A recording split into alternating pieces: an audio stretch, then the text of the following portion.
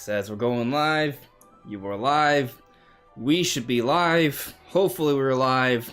Welcome everyone. This is On Just Restart. I am joined by my good friend Dumo from Dumo Plays. His channel is linked in the description below. And tonight, we're talking about Pokemon. And probably also Zelda. And just Nintendo in general. But definitely about Pokemon, because guess what happened today? Actually, Dumo, you know what happened today. What happened today, Dumo? Pokemon Direct for Pokemon Day. And they announced some big things. Yep, they announced there's going to be an update to Pokemon Brilliant Diamond and Shining Pearl. You're finally going to be able to catch Shaman. It was in Japanese, so I don't know what they said about Legends Arceus, but I think there's a version 1.1 update coming to Pokemon Legends Arceus, and I saw a piece of concept art. Maybe there's like a little quest thrown in there. Not entirely sure. I'm sure it's great. And that's the news today. Thank you for coming, everyone. Have a great night. Leave a like. Subscribe to Dumo. Subscribe to me. And see you next week. Nice. And that's it. But that's not actually it. That's not even remotely it. We're probably not going to talk about Brilliant Diamond Shining Pearl at all. Except for the last 30 seconds. We're talking about Pokemon Scarlet and Violet. They have been unveiled as the new Pokemon games that are coming out late 2022. In other words, the end of this year. And yes, they are Generation 9. And yeah, they're happening, and they look pretty good. Or at least better than expected. And they're coming sooner. We'll get to it. They should have been expected, but they also should not have been expected. We'll get to that. We'll get to what it means about Nintendo's holiday. We'll get to the speculation. We're gonna get to all of it. But first, guys in the chat, let me know how I sound. Let me know how Dumo sounds. I do understand that the room probably sounds more echoey than it used to, because again, I'm not at home. Still not at home. I just assume I'm mobile from now on. But anyway, hopefully it sounds decent enough. But guys, let me know if everything's looking and sounding decent enough. You guys already heard Dumo, right? He spoke. I did talk. He did talk, just for a little bit. But yes. Anyways, I'm gonna kind of temper my excitement a little bit, just so I can actually speak almost normally. Yes, we're gonna be talking about Pokemon Scarlet and Violet tonight, and everything that sort of everything around that as well. So a lot of Nintendo stuff. And yeah, that's what we're gonna be talking about. So we'll first check in with the chat here, and then we're gonna jump full on into this Pokemon Scarlet and Violet stuff, because there's so much to dissect here. There's so much. It's gonna be a big deal. So let's see what's going on here. Super Chris was here bright and early. Thank you so much for being here bright and early, Chris. Thank you so much for modding. Very much appreciated. Harry Myers. Am I coming in hot tonight? I'll tell you, I actually am sweating a little bit, so you're not wrong. David Q, oh boy indeed. Powell Dunn, howdy. Rescue Squad Cope, hello there. J.R. Tolkien, what's up, man?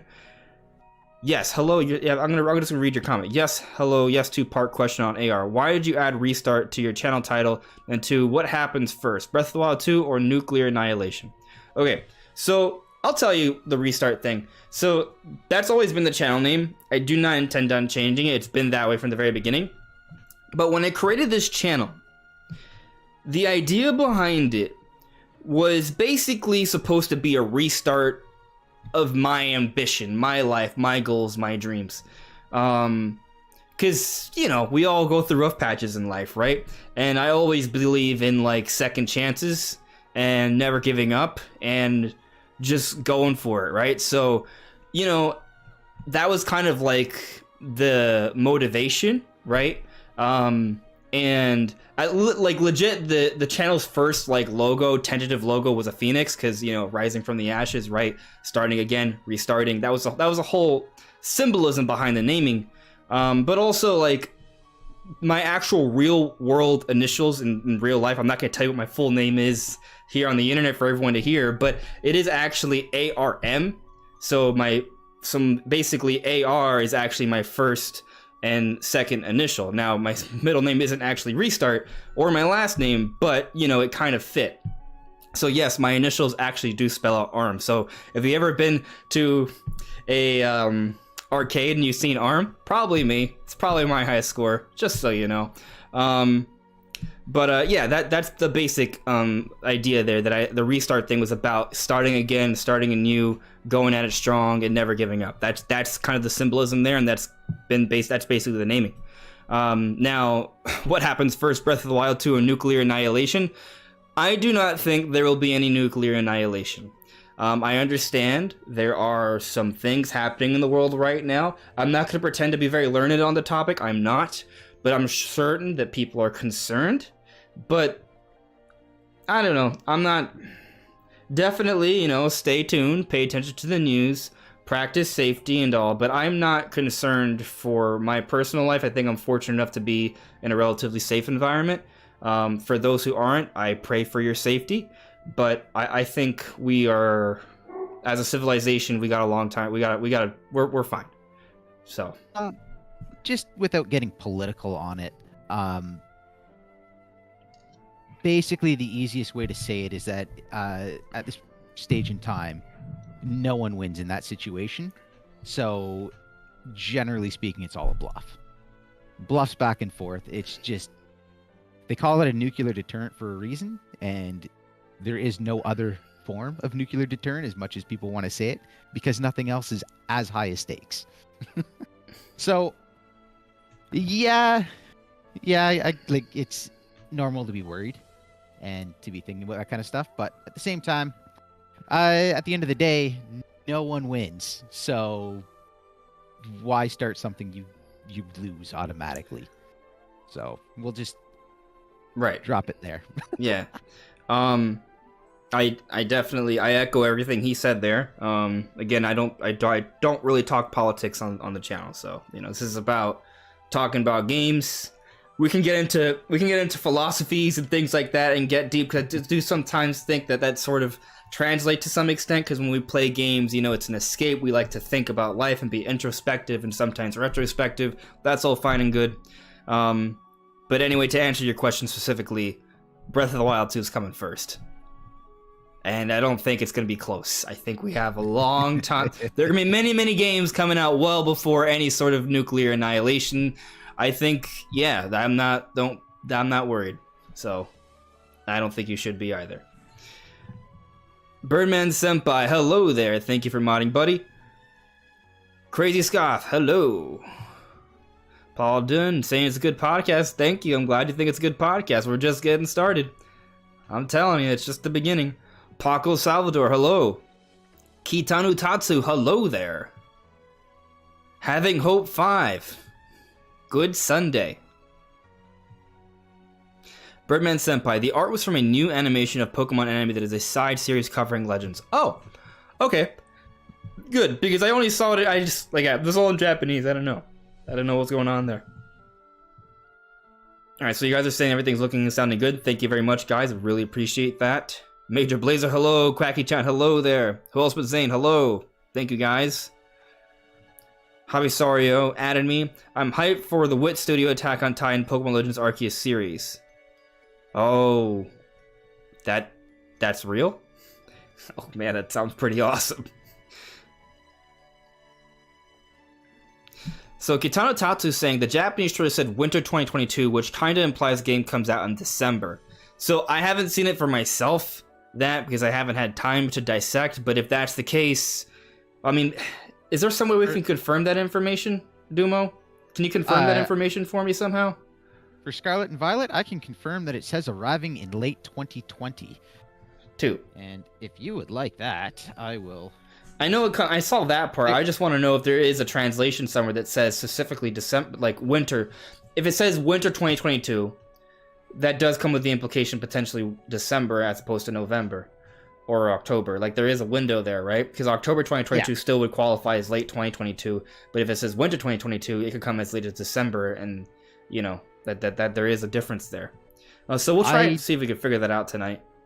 I'll take a look. I remember, I want to say I watched that trailer.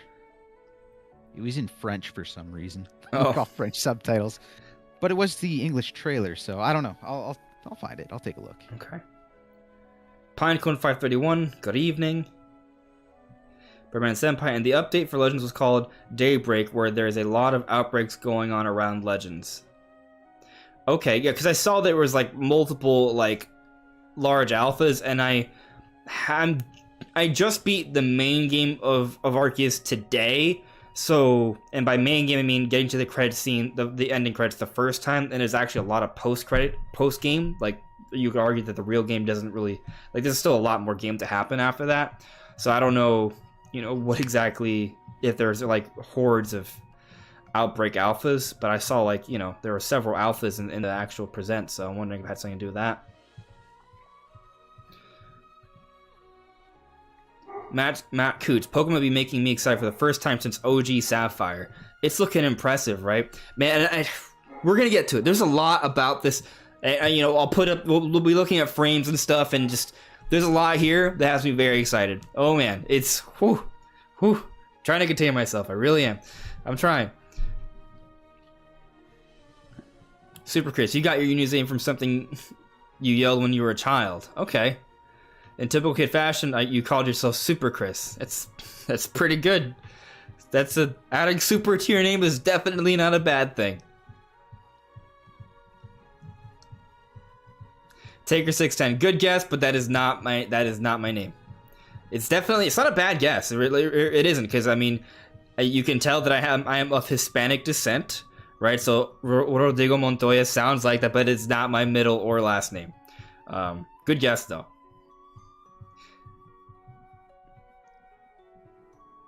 Jeremiah Optus, most Pokemon games come out in November. Yes, that is true. Most Pokemon games come out in November, which is why I'd like to find out if there is hard information saying winter 2022 as opposed to late 2022. Because the English trailer does say late 2022. I know that for a fact, but I heard some people saying that the Japanese one says winter 2022. Is that just an error in translation? Is that just, up for debate because of the language barrier? Or is it certain that they're saying winter 2022? So I'm looking at the Japanese trailer right now, and there's the picture. So it is entirely in Japanese, and there's no English whatsoever. So unless you can read Japanese. Yeah. Did you share it in the chat or something? Yeah, I dropped it in the. The way I had the stream set up, I can't pull it up without doing some magic. Can you send it to me on Twitter? Sure. Because then since we do it on Discord, if I take off our Discord cams, it then's like I can do it. It's just extra hoops.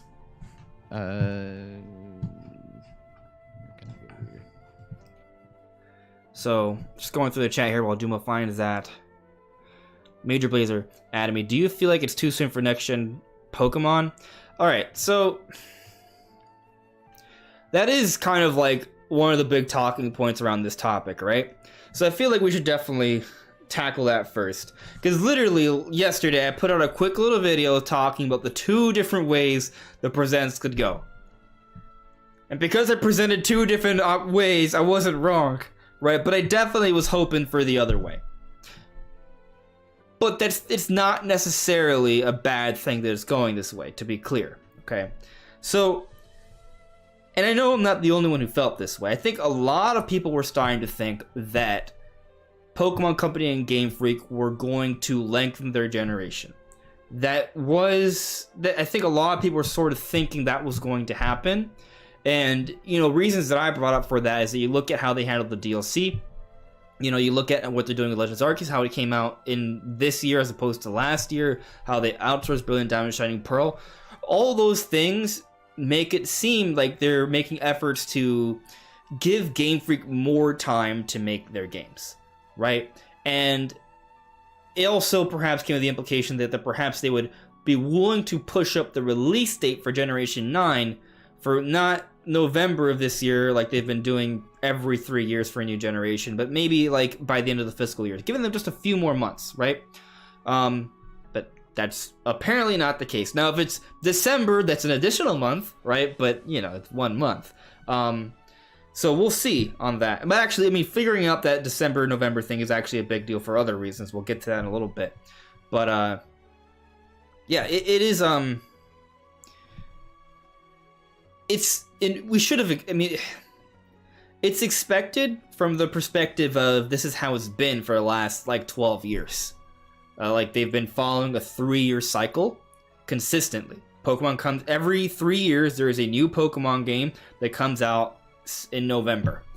So we go back to 2019, Sword and Shield. Go back to 2016, Sun and Moon. Go back to 2014? No, 2013. I'm sorry. 2014 was Omega Ruby Alpha Sapphire, which is a remake. 2013 was X and Y.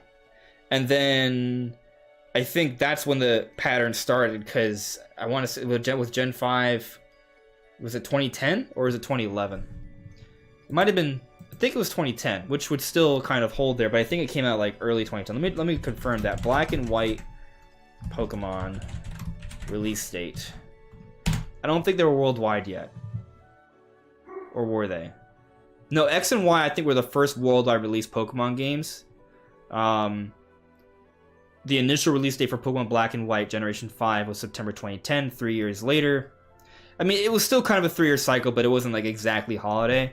They started hitting like the holiday worldwide release every 3 years exactly with Pokemon X and Y.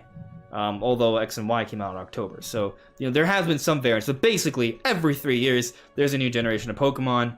And over the last few generations, it's become even more and more predictable with it being like the November release every 3 years.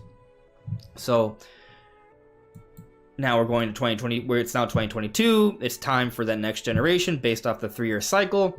And sure enough, they're coming.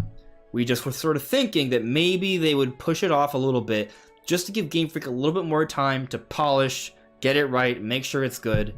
And they're not doing that. And they're releasing this game the same year Legends Arceus is coming out, which is showing incredible sales numbers. Legends Arceus might end up being the best-selling Pokemon game yet. Like, that's how impressive its sales are. And yet, they're still going to come out with Generation 9. So, is that a bad thing? I mean, if the game's ready, the game's ready. Like, Game Freak has multiple teams, and they do things in cycles. So, you could... It's very much possible that Legends Arceus is using some newer, more adaptive engine they plan to use moving forward. And maybe they had like a smaller team working on that. And based off the credits, it does seem like that that was the case. Then they had the main team sort of taking whatever sort of experiments they did with Arceus into account with making Generation 9. Because I mean, we look at that trailer, and it's very clearly it looks like Arceus 2 from like a mechanics, gameplay, graphics perspective. It looks like they took Arceus and just bumped it up significantly. Do you agree with that, Dumo? I think it's too early to tell. Open world wide. I think I lost you. Your camera froze. Oh, awesome. You're back. Okay, perfect. Yeah. What'd you say? Oh, lovely internet issues. As far as the open world goes, yeah, it's very similar to Legends. Of course, they're gonna have more time with it. They're gonna be able to do more, but as far as like the mechanics of the game, we just don't know at this point in time. We haven't really seen anything. So other than like it being open world, and them, the big thing is that they're actually they're advertising open world. Right. And we're gonna get to that as well. The website they... just says it multiple times. Like, it's very clear. Their tweet said it twice in the right off the bat. Right. So Arceus teased open world, but they never specifically stated open world ever. Yeah. And with Sword and Shield in the wild areas, they may have referred to them as open areas, but they never said it was open world. Yeah. And Doom, I know you can vouch for me here, or maybe you can, but for a while, I have been saying, before Sword and Shield even came out, I was saying that if you look at each Pokemon game that comes out year by year, you can see the direction of development for Game Freak. And that direction has been open world Pokemon game. They've been headed in this direction for a long time. Now, could they have got steered elsewhere? They could have, right? But you can see the progression, right? So we go back to 2013. That's when they made the first full 3D Pokemon game, like actual, like all polygons, right? So that was a significant leap from a visual perspective, but from a gameplay perspective, they were virtually the same. It wasn't until Sun and Moon. Well, I mean, Omega Ruby Alpha Sapphire had the Latios segments, but that was just kind of like a mini game thing where you could fly around, which is cool in an open environment, but it was just like a small little portion of the game. It wasn't until Sun and Moon where all of a sudden they pulled the camera back, they did away with the grid-like structure, the pathways became more free-flowing, and it started to feel a little bit more like a modern-day third-person action adventure. Not quite there, but there was definitely a progression there with Sun and Moon. Well, it wasn't as blocky. It was the right. Like your movement wasn't like by square. It was 8-way directions as opposed to 4-way. It was much more free feeling. Right. And it's surprising how little something can change and how it feels like a big change.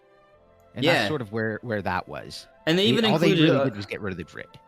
Yeah, and they also include like the camera system. Like there were things that showed the environment was more 3D, but ultimately gameplay was very similar. However, they even added ride Pokemon, which we didn't see in the last couple of Pokemon games until Arceus, right? But point is, they experiment with certain ideas and eventually see those ideas reincorporated. For example, in Let's Go Pikachu and Eevee, it was the first technical HD Pokemon game, right? But in a way, it went backwards from Sun and Moon because it went back to the grid-like structure for the remake. However, while it did the HD thing, which was a progression, they also had Pokemon roaming about in the environment, which was a new thing for Pokemon.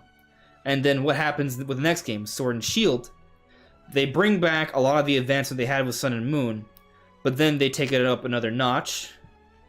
Obviously, better visuals, but also they include the wild areas, which have open environments. Now they're contained; they're more like open pockets, right? But it was a substantial jump for the series in that regard. And there was Pokemon roaming about in the environment, similar to Xenoblade. I have Xenoblade music playing in the background, by the way. And you could see that progression there. And now, with the recent Legends Arceus... Well, actually, before I do, let's talk about the DLC. You saw what they do with the DLC? They didn't create like more towns and side quests like that. What they did instead, they added more wild areas. You had the one wild area that was for Sword and Shield, the main area. Then they added 2 more with each DLC. And each area had kind of like a few more houses in town to sort of explore in, and which was interesting because in Sword and Shield, all of the towns were outside the wild area. So they were already sort of practicing with that more open style with the other elements of the Pokemon games that they had not done yet with a base game of Sword and Shield. And they were a little bit more polished, those wild, openish experiences. Well, and then, go on. The one thing I would say about the Sword and Shield DLC areas is that they actually... Scope-wise was actually a step back from the wild area in the original game. They didn't see the wild area was going for that big Zelda open view, big see across the entire thing. And because of that, they couldn't push it graphically. So the reason why the DLC looks so much better is because they actually started using the mountains and hills, and they actually blocked a lot of the visuals going past. It's something that they did a lot in the 3DS games and the DS games, is they use the environment to block things so they don't actually have to render as much on screen. And they did a really good job of that in the DLC, where it would, like, the DLC basically has a mountain running through the middle of it, where it blocks the other side, so you can only see so far.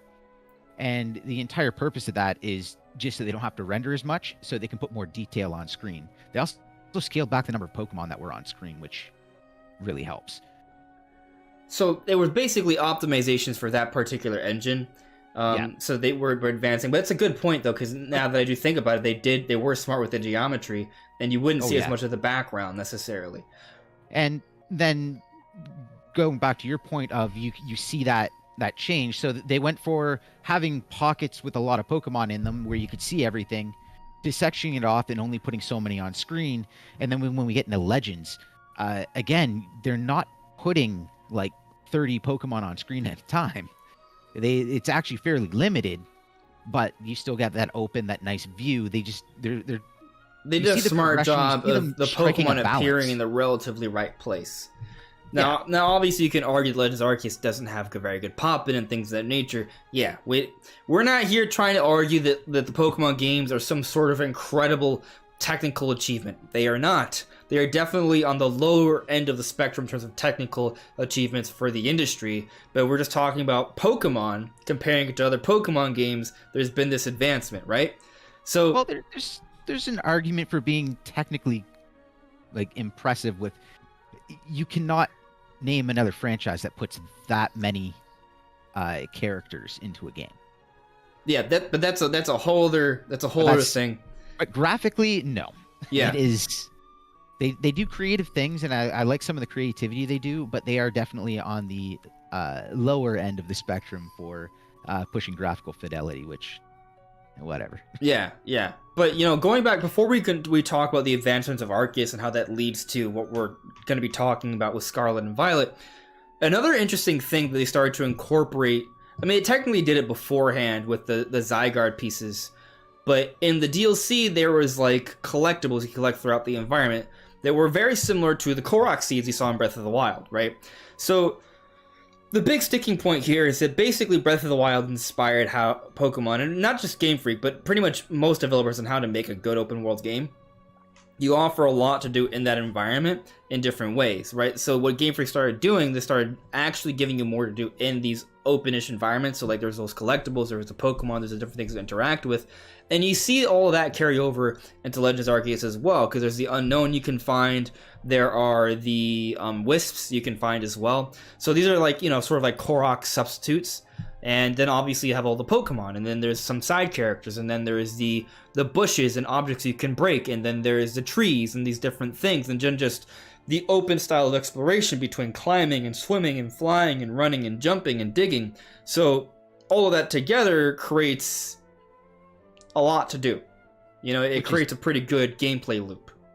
Which is tied in with the Pokédex, and the Right. Pokédex is more than just catching a Pokemon or owning a Pokemon. It's actually doing things to research the Pokemon, which for me a big driving point of the entire game, and what makes me like there's actually a reason to go out and catch a bunch of Pokemon of the same kind rather than I'll catch my team and just blast through the game. It's kind of like, well, there's all these things to do. There's so much to do within the area, and the Pokédex actually is I love the idea of it because it gives you a lot to do without actually putting more into the environment.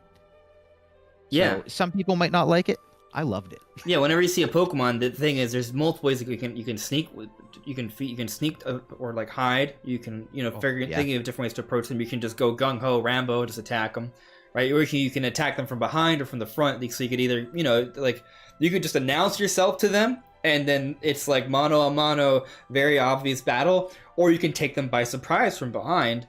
Or you can feed them, get on their good side. And depending on the Pokemon, each one has kind of like a different sort of behavior style. And they have different likes and preferences and dislikes. So, you sort of have to figure it out, right? It's a bit of a puzzle there. And then all these different things create more variation with the gameplay. So Legends Arceus established all of that, right? It's a whole sort of a culmination of all the different things we've seen in the different games. Like with Sun and Moon, the ride Pokemon with Let's Go, and the roaming Pokemon with Sword and Shield in the wild areas, and then obviously taking a lot of cues from both Monster Hunter and Breath of the Wild. You bring that all together, and that's sort of what Legends Arceus is. But now we're taking a look at Scarlet and Violet, which is coming later this year, and from my perspective, it's looking like it's building off of Arceus, right? And it appears to be a substantial jump, which to me is exciting, but also it makes sense, because if you look at every sort of system that there have been mainline Pokemon games for, the handhelds, there's usually 2 generations per system. You take a look at that second generation, there is always a substantial jump in visual fidelity and just overall technical achievement. It's always a substantial difference. Let's go back to the 3DS. Pokemon X and Y versus Pokemon Sun and Moon. It is a ridiculous difference in terms of how much better Sun and Moon looks versus X and Y. Let's take a look at generations 4 and 5. So Generation 4 was the first game to employ like some level of like 3D technology. It was like a very basic level with just like some cubes for the towns. And then with Generation 5, they actually had sort of like a pseudo 3D environment with the battles and fully animated sprites moving around having their own attacks. And there's quite a visual difference between Black and White and Pearl and Diamond. So point is, you see these substantial jumps between generations on the system. Now take a look at Sword and Shield, and then take a look at that Scarlet and Violet trailer. There is a huge difference. Heck, you don't have to go that far back. Look at Legends of Arceus versus Scarlet and Violet. There is a substantial difference there. Scarlet and Violet, dare I say, almost looks like a modern day like open world game. But you can tell there's frame rate issues. You can tell there's a lot of low resolution textures. But still, it's clear that there is more advanced technology being used with Scarlet and Violet compared to previous Pokemon games by a long shot. I'm going to be honest. I don't think we're going to see leaps and bounds from Pokemon going forward in how it looks. Maybe in art design. I could see art design taking some leaps and bounds in just what they can put on screen and how they can make it look. But it's not a franchise that's going to push photorealism. And because of that, they only have to go so far. I mean, they don't have to make it look more real than the anime. So once they hit that point, that's sort of where they top out, and they're in a pretty good spot right now. So by Generation 10, I think they might be pretty close. Yeah, I think by then you're going to be looking more at art design than actual graphical fidelity, and just like how much is put on screen versus how good it actually looks. And at that point in time, I will personally be quite happy with it staying like that, if the performance of the game itself keeps improving. That's one thing I would love to see. Like, get rid of the frame stutters, have a nice smooth frame rate. That's where I would like to see them sort of push once they sort of top out. Yeah, I mean, definitely. There's certain things they can work on. I actually see Zachary Burner referencing perhaps voice acting. That's something they can start to maybe think of doing. That's a tough one, because I don't think they want to get into voice acting, and I can kind of see reasons not to. But Pokemon, at least the last few generations, has been struggling with pacing a little bit. And one thing that really fixes pacing is voice acting. You can really pace something well in your cutscenes when you have voice acting. But again, if they don't want to do it, they don't want to do it. So it's hard to tell whether or not they're going to jump into that. I would personally really like to see it. I think some would be really good. But I think they would benefit very much from it. But man, there's just so much I want to tackle with this whole trailer. There's so many angles. We're still just scratching the surface. Just pick a place and we'll start talking. Yeah, well, I'm gonna circle back to the chat for a moment here. So I'll just get to the ads.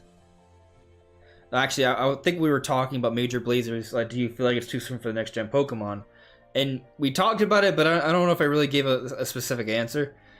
I think it's too soon if the game ends up sucking. But what I think is going to happen is that it's going to come out and we're going to like it. So you look at Legends Arceus. I really enjoy the game. I think it's a great game. But it's very clear that there are limitations from a technical perspective, right? I was exploring a cave today, and there's a light at the end of the cave, and I noticed I could see a lot of white speck pixels all over my outline and the outline of my Pokemon during battles, which were not supposed to be there. It wasn't one or two, it's a lot. And that's just kind of lack of polish. There is it's evident there's a lack of polish in Legends Arceus from a visual perspective. When you throw Pokeballs and in the water, you can kind of sort of see it get really pixely under the water. There's not even really a splash. So there are certain elements that you can tell that definitely could have had more done there. On the flip side, I'm not saying everything about Arceus is terrible, right? You go in the snow and you actually see yourself have powdered snow all over, right? Which is a nice little cool effects. So there are some things that have like that attention to detail, but then there are others that do not. The point I'm making here is that I feel like Legends Arceus would have benefited by having a few more months in the oven, right? But the thing is, Game Freak is held to a certain standard of release timing, and the games have to come out in line with the merchandising and the anime and the movies. Like, they kind of have to. So I was hoping that perhaps they were going to lengthen the anime cycle a little bit, lengthen the merchandising cycle a little bit. That way the games could benefit. But from what I haven't been paying attention to the anime, but from what I've heard, they're wrapping it up. They're getting ready for the next generation at the end of this year, as they usually do every 3 years. So they're not lengthening the generation. They're not doing that. And I wouldn't be surprised if when Scarlet and Violet come out, that there may be some sort of performance issues. I think that's going to happen. But what it's going to be performance. There will be performance issues, but will those performance issues be so significant the game should not come out? I think it's going to be one of those things where there will be some and people will note them, but it won't be so substantial that people will feel like it's unplayable or anything like that. They'll just be like, hey, this is something that probably should have worked on, but hey, I'm still glad I'm playing the game right now. That's kind of where I think it's going to be at. And, you know, the points you've made about them making efforts to make it a little bit easier for Game Freak, I think still stand. Because they still did outsource the remake Brilliant Diamond Shining Pearl. They still did wait to come out until January for Legends Arceus, right? They still did DLC instead of a whole other game. All those things lighten the load and give Game Freak more time. And I'm sure they've been hiring. I mean, we know they've been hiring. So they're still building up the team. There's still, you know, they do get some outside help for certain elements of the games as well. So it's not like all the work's entirely on Game Freak. They have made efforts this generation compared to previous generations, I would say, that do suggest that they are trying to gear them up to make bigger and better games. We'll see if it's enough. They've been ramping up forever. The company is always hiring, and this idea of, just go hire 100 people, it doesn't work like that.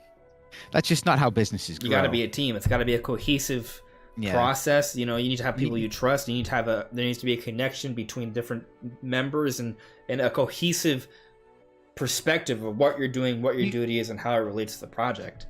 You also have to look at how many people there are to be hired. And you can say, well, there's tons of people that have graduated and don't have jobs. And it's like, well, but you don't, like, Game Freak isn't an entry-level studio.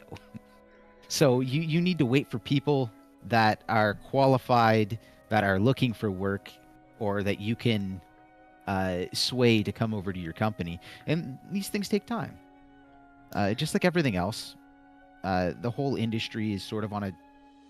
Like, we know for a fact that there is a shortage of, 3D artists, I believe it is, like 3D modelers. Yeah. That was one from Square Enix was saying that there just isn't many to be hired. So when people were, again, with the whole Pokédex fiasco, when people are shouting, we'll just hire more people, well, you have another major company in Japan saying there isn't. Like, the people aren't there to be hired.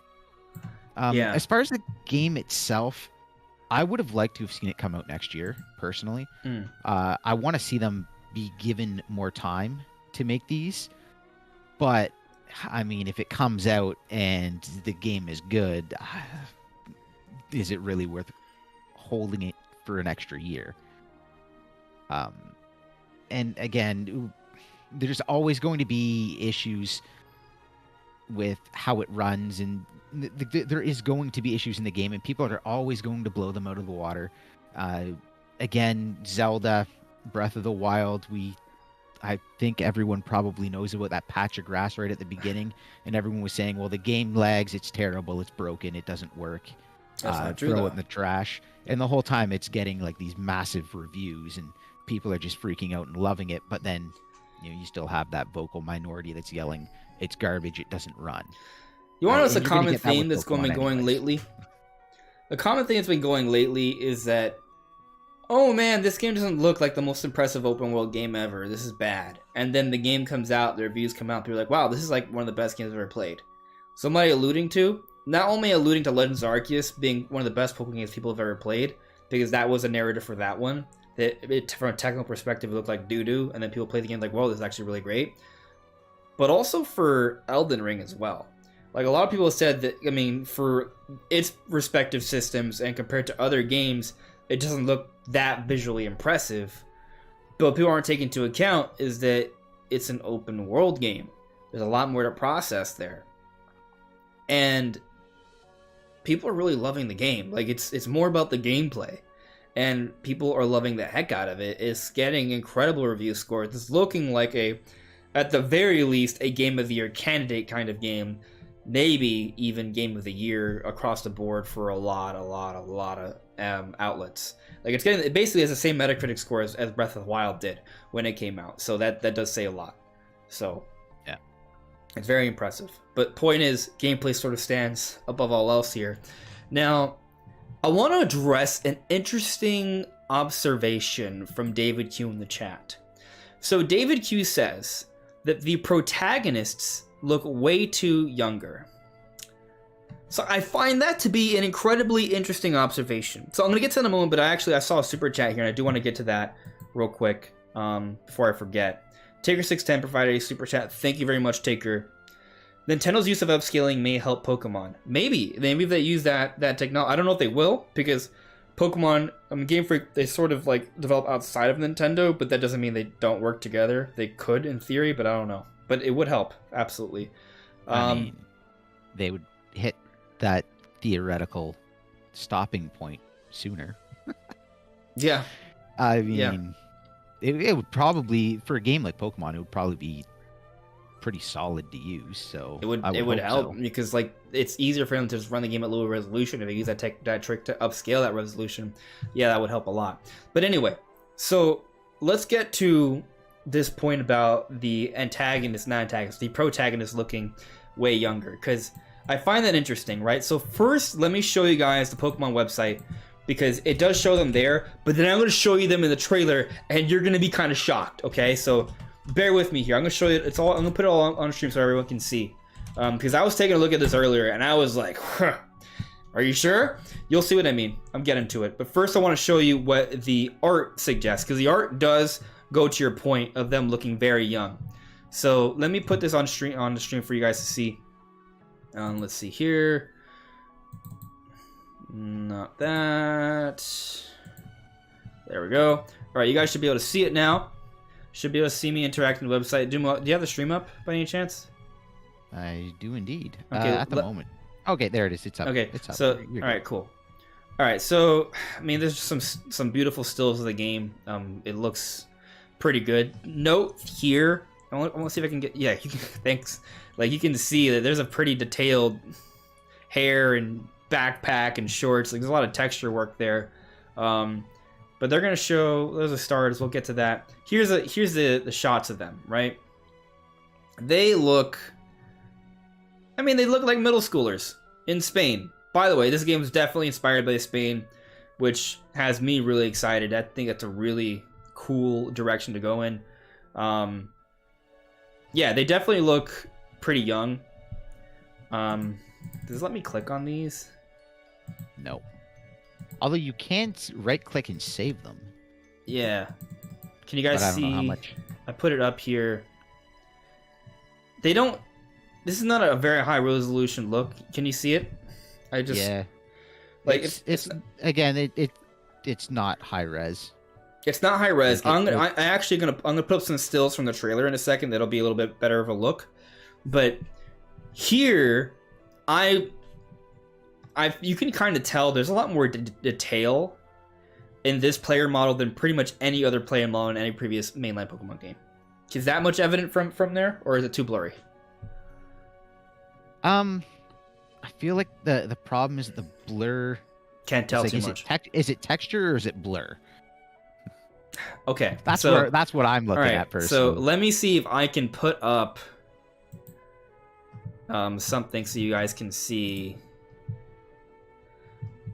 what I'm getting at here. So let's see here. First, let me go back to the podcast for a second. I realize I should... Oh, that's a cool background for the time being. But let me see if I can get... Okay. I think I got it. So, if I put this to the side here... There we go. All right, so you guys should probably just see my editing software. Let me know if it's updating correctly. Oh yeah, you're good. Okay, cool. So what I want to do is kind of show you an up close shot of the player model, and we'll come back to this trailer. There's a lot to kind of sift through here, but man, it's you can see that this clearly like this is like a very this part. Say it looks like Breath of the Wild, like straight up. Like this part right here, it looks that's like even looks like Breath of the Wild grass. Not as detailed, but definitely similar. You could tell the frame rate's pretty choppy, but still cool looking. Definitely kind of like a better looking version of Arceus, I would say. But I really what I'm looking for here specifically are the character models, right? Of the main. There we go. There we go. I think that's a pretty good shot right there. You can tell that there is way more detail in this shot. Is that much clearer, or is the bit rate too low? It looks. Again, it's a little bit blurry. I think it's also resolution, but like it looks good. Like there's a fair bit of detail in there. It's. And I'll say that the characters to me, they don't look like they're 10. They look like they're 15. Like, they look like young adults. In my opinion. I would say they're... I mean, I could be totally wrong here, right? But how they look to me, they don't look like kids. I mean, they are kids, but I mean, they don't look like little kids. They look like they're teenagers. In the middle of their teens. Which is closer to Arceus age as opposed to previous Pokemon games, which are like 10. There's actually a fair bit of texture in that. Right, that's what I'm getting at. There is a lot of detail. The backpack. Yeah, the backpack. There's a lot of geometry to the characters too. There's a lot of individual hairs that they worked on. Again, nothing like mind-blowing from a gaming perspective. But from Pokemon standards, Pokemon perspective, it is just a ridiculous. It's way beyond anything we've seen from a Pokemon game. And again, the reason I went to this is because I wanted to kind of zoom in on these characters because I don't think they look older to me compared to previous protagonists from mainline Pokemon games. That's the point I'm making here. But then also, yes, they are more detailed. I don't know if I've ever really paid attention to the ages. They've always been 10. They don't look 10 to me. They look, again, like 15. Not fully grown, but definitely, I can see it either way. I think it's more to do with how they're dressed. I think they're people yeah. expect that more as like a school sort of. The thing is, I would say the clothes makes them look younger. Yeah, that's a very simple looking. Yeah, but anyway, so we'll come back to breaking down frames and stuff later. Let's see here. Put that away for the time being. Yeah, so they're younger, but I don't think they're necessarily that much younger. Okay, look, I think I set things back up again. Where's the chat? There we go. And guys, just remember, if you have a comment you want addressed on stream, make sure to @ Andres so he can actually find it easier. Yes, please do that. Kitano, I think I may have referenced this earlier, but Kitano Tatsu is saying that if you go to 1346 of the Japanese Pokemon Presents, it says 2022 some kanji, which translate to winter 2022. I mean, I guess I could technically copy and paste that. If you want to bring that up in your... I DM'd you on Twitter. Oh, you did? So you'll have the trailer. It's going to be hard to show the text probably large enough to actually compare. But Google does translate that basically to winter, although it is not a perfect 1-to-1 exactly the way it looks. So it's again, without actually knowing these things, it's just the best I can do.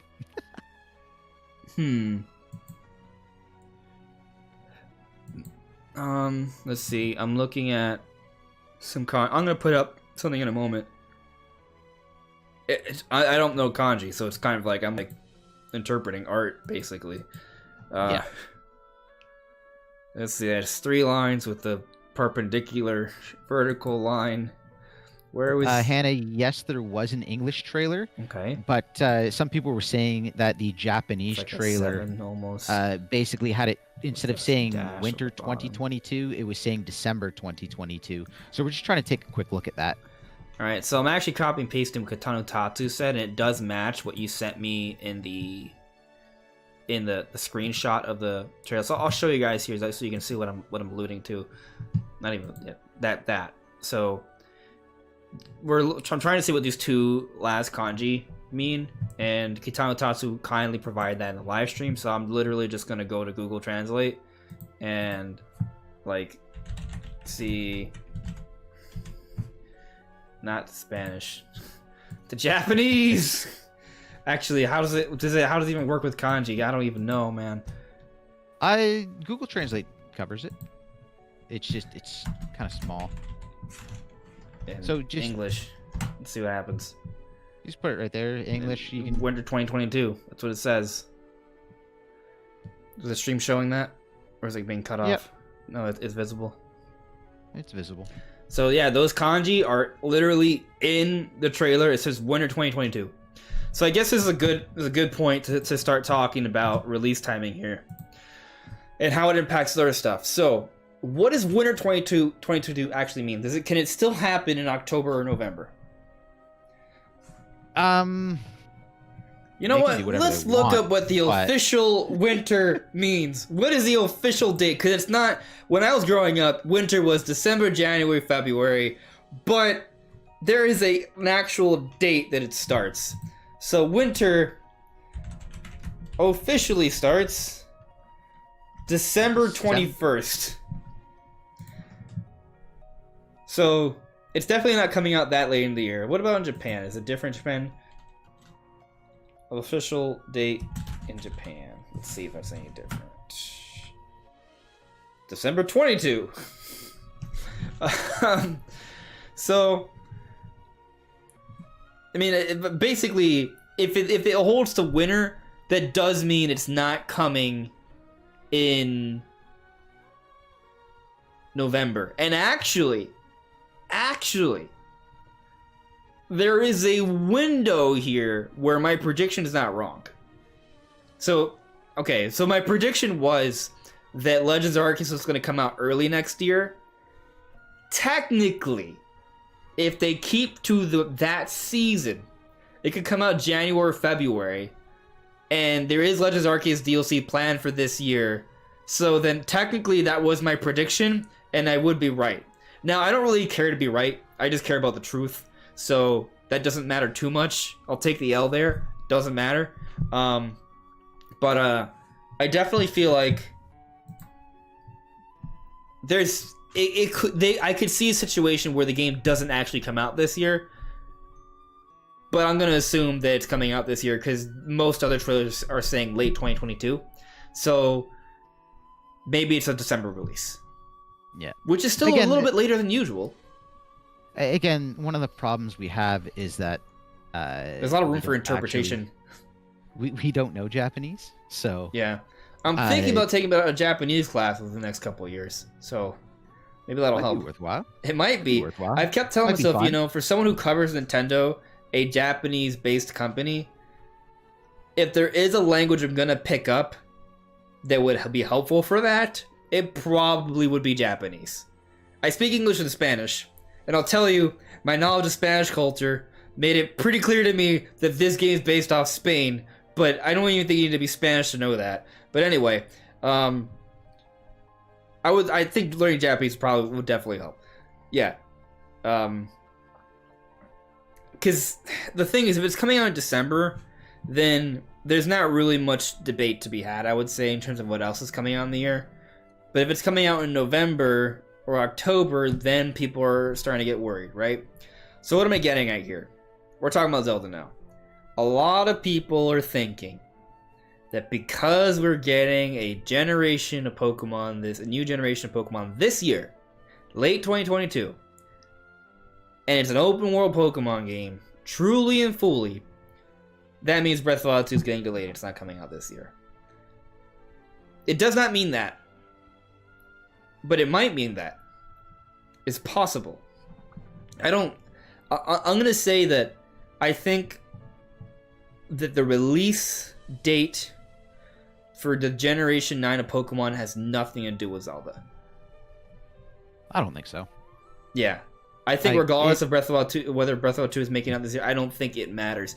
Now, is it possible that they might, like, be a little bit strategic about when it falls in the year? Yes. But I don't think they would intentionally skip out on a holiday to avoid Zelda. No, they're like Zelda's such a big one, and I don't think like Pokemon has such a massive following, and there is a large portion of that following that only plays Pokemon, and they're not going to be picking up Zelda. Zelda also has a following that probably won't be picking up Pokemon. Of course, there is a lot of overlap because Nintendo properties and good games and yada yada, but open world. Yeah, that too now. Yeah, I don't see them like what is going to happen is when is the release date? Okay, let's have a little bit of time in between so that people can recover a little bit of their bank account and be able to buy this. I mean, which we have multiple months this year. Ridiculous. We have multiple months this year. We're getting more than 2 major Nintendo published games in that month. In this March, we're getting Kirby and the Forgotten Land and Triangle Strategy plus Mario Kart DLC. In April, we're getting Advance Wars and Nintendo Switch Sports. In June, we're getting Mario Strikers and Fire Emblem 3 Hope Warriors. I butchered the name, but you know what I'm talking about. Like, that's just the first half of the year. Typically, the second half of the year is the more dense time of the year. So, you can expect that there will be more months where there will be more than one Nintendo game coming out in that month. It's gonna happen. It's been happening. Let's go back to 2019. I remember there was like a 5-month window where we had like 10 Nintendo games to play. Like, yeah, it was a. I think in the summer we had gone Mario Maker 2, not in the specific order, but Mario Maker 2, Fire Emblem 3 Houses, Astral Chain, Daemon X Machina, Link's Awakening Remake, Dragon Quest XI-S, Luigi's Mansion 3, Pokemon Sword and Shield. They all came out within a half-year window. There's a couple other games that were in there that I missed, but it was a dense period of Nintendo games. And if you look at, let's take another look at just the years that Pokemon games have come out and what's come out as well on the Switch. So 2018 Pokemon Let's Go Pikachu and Eevee came out in November. December, Super Smash Bros. Ultimate. Major game from Nintendo, one of the third best-selling game on Switch, still came out within weeks of a Pokemon release. The first HD Pokemon game ever still came out it's still right next to Smash Brothers. Like, they didn't impact things. They didn't delay either one. Okay? So there's that. Although maybe you could argue Smash Bros. Came out in December because of Pokemon. I think it just came out then because that's when they were ready. Because they also could have done October. They didn't do October. So I think it was more of it came out in December because that's when they were ready sort of thing, right? Do you agree with that, Dumo? Yeah, for sure. So, and then 2019, Luigi's Mansion 3 came out in October. Sword and Shield came out in November. And it wasn't like in 2020 they had another big game that came out. Well, there was Animal Crossing, which came out in March. So I guess you could argue maybe they had delayed Animal Crossing because of Pokemon. But they said they were just getting the game ready. So I don't think... Initially the game was slated for 2020. So... see, that's 2019, I should say. I can see them delaying Excuse me. Animal Crossing for Pokemon, because Pokemon's not going to delay for anything ever. If the game isn't ready, they're not going to delay. They have to They're hold just to gonna their push it out the media door. They don't merchandising care. cycle. So, but Animal Crossing, I feel like Animal Crossing has a fair bit of crossover, and not crossover in the diehards, but crossover. When I talk crossover with games, I'm not talking about the people that are like your core gamer and they're going to buy every single one no matter what. We're talking about the people where is it one or the other?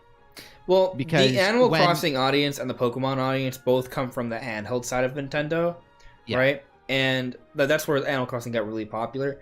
And also, obviously, Pokemon.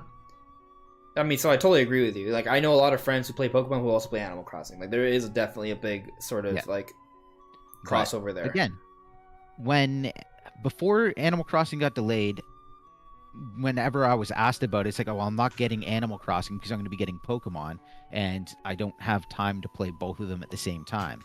Animal Crossing gets delayed, and suddenly I can get it because there's nothing else in that time frame that I'm going to be playing.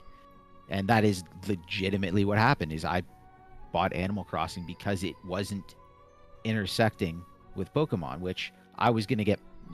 I wanted both, but it's like when both are coming at the same time, I'm not going to spend money and then just ignore one of them. Right. So I was picking Pokemon, and then they moved. Again, like, if for whatever crazy reason they would have delayed Pokemon, I would have picked up Animal Crossing then Pokemon. It wouldn't have mattered. But just having those separated allowed me to get the game at that point in time.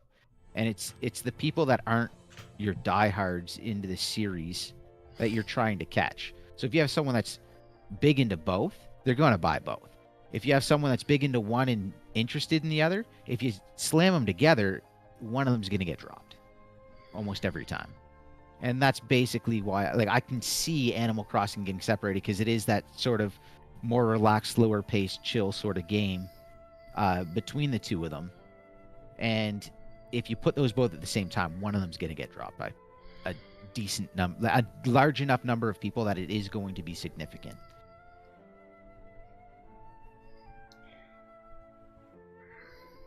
Yeah, but I don't know. Maybe I'll say maybe, but I don't know if that's why it came out in March. I think it came out in March. I don't know if it's why it came out. All I'm saying is that if they did, that would be the series that I would see them being able to delay for Pokemon, because Pokemon will eat some of their sales. I mean, how about this though? Animal Crossing could have come out January or February, right? It didn't. It came out in March. Just in time. January is a terrible year to release a game. Well, Arceus is suggesting otherwise, though. It's true, mind you. This is the power of Pokemon. Right, but it's not even. Legends Arceus is literally selling better than other Pokemon games. So that's again, it's Pokemon is a very unique franchise. But I mean, in that they can do almost anything they want and sell. They can release a terrible game and it'll sell great. Well, like for example, you release an amazing game.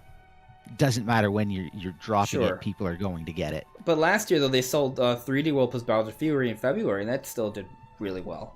You know, February is not near as bad as like the closer you get to after Christmas, you're running into problems. They could have done earlier, if not January, February. They did March. To me, that says the game was ready in March. It was not ready in February. It was not ready in January. It was not ready in December. It was not ready in November. It was not ready in October. It was ready in March. I could be wrong. We don't know that for a fact. It's hard to prove this one way or another. But if I had to guess, my gut feeling is telling me that the reason Animal Crossing did not come out in 2019 was purely because the game was not ready yet. That would be my expectation. I'm just saying I could see if they were to delay that one. Sure. Yeah. And at the same time, you know, to play devil's advocate, we have heard we've heard speculation, at least, that Nintendo saves certain games to have more of a consistent release schedule, right? But then you look at this year, and that's clearly not the case. So, you know, like, I don't know. And if you don't understand what I'm alluding to, I mentioned earlier how we have already 3 or 4 months in the year where there's at least 2 Nintendo games coming out within 2 weeks of each other. And this is just the first half of the year, which historically is always less dense than the second half of the year, which is more dense. So I'm already looking for games to drop. Yeah, it's getting a little bit much, right? This is not even taking into account Monster Hunter Rise DLC and now Legends Arceus DLC, right? Which the Legends Arceus DLC is probably not as extensive, but you know, still, it's extra stuff to do. Either way, though, regardless of a game being delayed or not, we've seen at least one big major seller right next to a Pokemon game come out. So 2019 Smash Ultimate came out. 2018 Smash Ultimate came out next to Let's Go. Smash Ultimate has gone on to be the third best-selling game on Switch. Luigi's Mansion 3 came out a month before Sword and Shield. It's a 10+ million seller, one of the best-selling games on Switch. I think it's top 10, or at least like top 15. It's up there. And then 2020 was just DLC. 2020 was a pandemic year, so you know that was the year that didn't happen. But the Sword and Shield DLC did have a physical release. It came out in October, and you want to know it came out in November or October? Age of Hyrule Warriors: Age of Calamity, a Zelda spin-off. So they weren't afraid to release that right next to Sword and Shield DLC, which again, not the same thing, but I think it's at least worth noting here. 2021, Brilliant Diamond Shining Pearl came out in the same month as Shin Megami Tensei 5. Granted, Shin Megami Tensei 5, I don't think it's published by Nintendo. Was it? I don't think it was. That's a good question. I saw that. Shin Megami Tensei 5. Developer, platform, publishers. Okay, apparently Nintendo did have a hand in publishing this. It was Atlas, Nintendo, and Sega, according to Google. So I believe that to some extent. It is an exclusive. So they still released that within a week of Brilliant Diamond Shining Pearl. Same month. And what happened right before? I mean, October, Metroid Dread still came out. Mario Party came out in October. So October, November last year, we had Metroid Dread, Mario Party, Shin Megami Tensei 5, Pokemon Brilliant Diamond Shining Pearl, and then only 2 months later, Legends Arceus comes out at the end of January. So, the argument that Breath of the Wild 2 will be delayed because there's a Pokemon game coming out this holiday, I think is a bad argument. Because that's assuming that now if say for example we have confirmation that in November Nintendo is releasing 3D Mario, right? And in October they're coming out with Metroid Prime Remake, and Pokemon's also coming on that time, then I'll tell you, okay, I think you're onto something. Breath of the Wild 2 is probably delayed, right? But if we don't know what's coming in October, if we don't know what's coming in November or December, and all we know is that Pokemon is one of the games that's coming out at the end of the year, that's not even a remote amount of evidence to suggest that Breath of the Wild 2 is getting delayed. In fact, I'll argue otherwise. Because we have yet to get any announcement for anything else Zelda this year, it actually implies that the one Zelda game that we do know that is confirmed for this year is the Zelda content for this year. And if you don't understand what I'm alluding to here, we know that Nintendo wants to have at least one major Zelda release every single year. Every single year we get a major Zelda release, and I'm not talking about DLC for an indie game. I'm talking about like an actual new physical release, right? Whether it's Hyrule Warriors or Age of Calamity or Link's Awakening Remake or Skyward Sword HD or Breath of the Wild itself, there's some sort of major Zelda retail release that will come out in a year, every single year. That's what Nintendo has done throughout the entire Switch era. And I don't think it's going to change this year, especially with Breath of the Wild 2 having been confirmed for this year repeatedly. Yeah. It's been a stated goal from Nintendo, so... Yeah. And they've reiterated the goal multiple times, and it's a part of their marketing for this year. It's been a part of their marketing for this year. They haven't scooted Breath of the Wild 2 out, right? Like if during the Game Awards when they had that whole 2022 sort of like advertisement trailer, if Breath of the Wild 2 wasn't there but Splatoon and Legends Arceus were, then they'd be like, they omitted something major there. They have not. So now, had the February Direct come and had we gone and announced for Twilight Princess and Wind Waker HD to come out in the second half of the year, then it would have been like, you know what, you might be right. Maybe they're saving Breath of the Wild 2 for next year. But they haven't done that. So, honestly, everything at this point in time, there isn't actually any reason to think Breath of the Wild 2 is getting delayed, besides just pessimism. No. There's another reason. A history of Zelda getting delayed, and that's fair. That is a valid concern, but I mean, if you have that philosophy, then you should just assume it's getting delayed every single year until it's not, right? So eventually it's gonna come out. The game has been in development since 2017. Sure, COVID has happened. That does push things up. But again, Nintendo literally refused to give us a release date for this game for 2 years. Why did they wait 2 years? They've never waited that long for any Zelda game after its initial reveal. Reason being, because there is a history of Zelda delays. They wanted to be careful about that. They waited till last E3 to give us a release timing, in my opinion, because they knew that was a relatively good bet. And because it's remained as a part of their marketing for this year, and because they have not announced another Zelda game to take the place of a big Zelda release this year, and because we still don't know what's coming in the last 3 months, and also because based off the first half of the year, they could probably shove in 6 games into the last 3 months, there isn't a lot of reason to think the game's getting delayed yet. Besides just Zelda getting delayed because it's Zelda. Honestly, I don't care how much is getting announced this year. To me, if it doesn't show up at E3, then it's not coming out this year. Yeah, for sure. And if it doesn't show up before E3, well, I don't expect to see it anyways. The only thing that can change that is, again, if they announce something Zelda for this year. If they announce an actual Zelda release for this year, then yeah, be worried about it. Otherwise, we'll see it at E3 and we'll all go crazy over it. Yeah. It's pretty simple. Yeah, I mean, honestly, I'm thinking we're just looking at a really dense lineup this year. I think that's just what's going to happen. Start using your hyperbolic time chambers, start saving your wallets and monies. Start playing games faster. I mean, I was complaining about how many releases there were last time I was on, and now we have another massive one that I'm gonna have to get. Yeah, it's nuts. So I'm not worried about games coming out. I'm worried about having enough time to play the games that are coming out. That's the big problem. That's what we should really be worried about.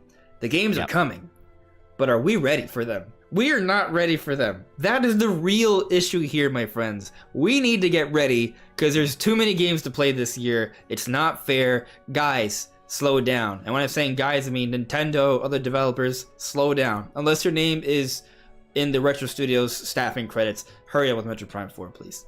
I'm just kidding. Take your time. But next year. Yeah. Next year. There's always next. There is always next year. Do you agree with me on that, by the way? You think Metroid Prime 4 is coming out late next year? I want to say whatever remake for Metroid Prime is going to be probably falling somewhere March next year, and I think holiday is going to be Metroid Prime 4. So you think Metroid Prime's not coming, the remake's coming? Oh, because you still have the belief that they're going to come out within the same year? Yep. Okay. Yep, and with how packed this year is, I don't see a need to have that get lost when they can drop it in March, have a nice, open scheduling where there's nothing really coming out from anyone, and the game can have its time to shine and build hype as they build up a marketing campaign towards Prime 4. It's what I've been saying since the beginning, and I'm going to stick with it until it gets announced for something else. Yeah. I don't know. There's a lot of stuff. The more stuff that's coming out, it's they don't need it. At this point in time, they don't need Zelda, but they're going to drop it anyways because I think this is the year where they take advantage of the December time slot, because it's starting to look pretty thick, and I mean that with all the C's. That is a very tough time slot to fit something into. Yeah, but if it's Pokemon, it'll work. It will. I'll tell you this. December is better than January. Yeah. It's better than January. I mean, so depends on when though, because the other thing too is we're also coming at this from the mind of physical release. Whereas, yes, the physical release late towards Christmas gets real tight, but is the digital release really that tight? When you don't have to go anywhere, you don't have to fight people for a copy, you can just download it. Is it really that tight? Correct me if I'm wrong here, but are you making the argument that it actually makes more sense now to release things in December than it did in the past because digital's becoming more available? I think it becomes less of an issue of people not being able to get it. I think there's still the issue of people are spending a ton of money, and the later you drop it, the less money they have to freely spend. But and yet in if they know it's January, coming, Legends Arceus if they is know still it's coming. Yeah, well, that's the But other thing. again, that's Pokemon. We know and it's that's, we Pokemon do is know it's going to coming do though. that. So Yeah. that does also, you know, you can make the argument for pre-orders then, you know, have early pre-orders. No, I'm honestly, as much as I don't like the December time slot for anything. I just think December almost makes more sense this year because Legends Arceus came out in January. Yeah, I'm really interested to see a big game come out, you know, 15th of December, and just see what it does. I don't think see it's what gonna it be does that before late. Christmas. I think we're But, talking about the first week of December, right? Like I'm just saying, like from like I want to see this standpoint. I would like to see a big game come out around there, and I wonder, does it hurt its sales? Because we've talked nonstop about, like, everyone's talked nonstop about, like, what does and doesn't hurt sales. But then again, you know, when you have a big game and it's reviewing well and everyone's loving it, like Legends, does it really matter? Is there any time that it actually hurts? it is a different time, right? The times have changed. Yes. The typical sort of structure when to release a product have become increasingly, I don't want to say irrelevant, but not as significant of a factor, it seems. I think the date of which the game is released is not as big a factor, typically, as it is making sure that it has a release date that isn't overshadowed by something else. But again, I'm still going to say January, typically not a great time for games, because a lot of people unfortunately go into debt for Christmas, and it's just no longer feasible. But you release the right game and it reviews well, and people are going to buy it en masse. So Yeah. does it really matter? And again, that's why I would love to see a mid-December release, just because I'm curious, does it matter?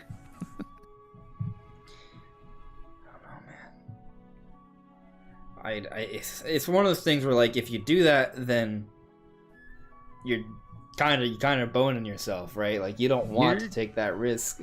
Oh, no one wants to take the risk. Someone has to be bold enough to do see it, though. We need to figure out if we can breathe on this planet, so please walk out without a helmet. Why can't you just use your scan? Nope, no scanning. Just figure it out. If you die, it's fine. We'll resurrect you with the Dragon Balls. Because those are real. Yeah. Let's go. Yeah. Okay, so David Q, also Springatito, best initial. So I love the starter names, but if you speak Spanish, it's literally just it's like Sprig Kitten. That's what it is.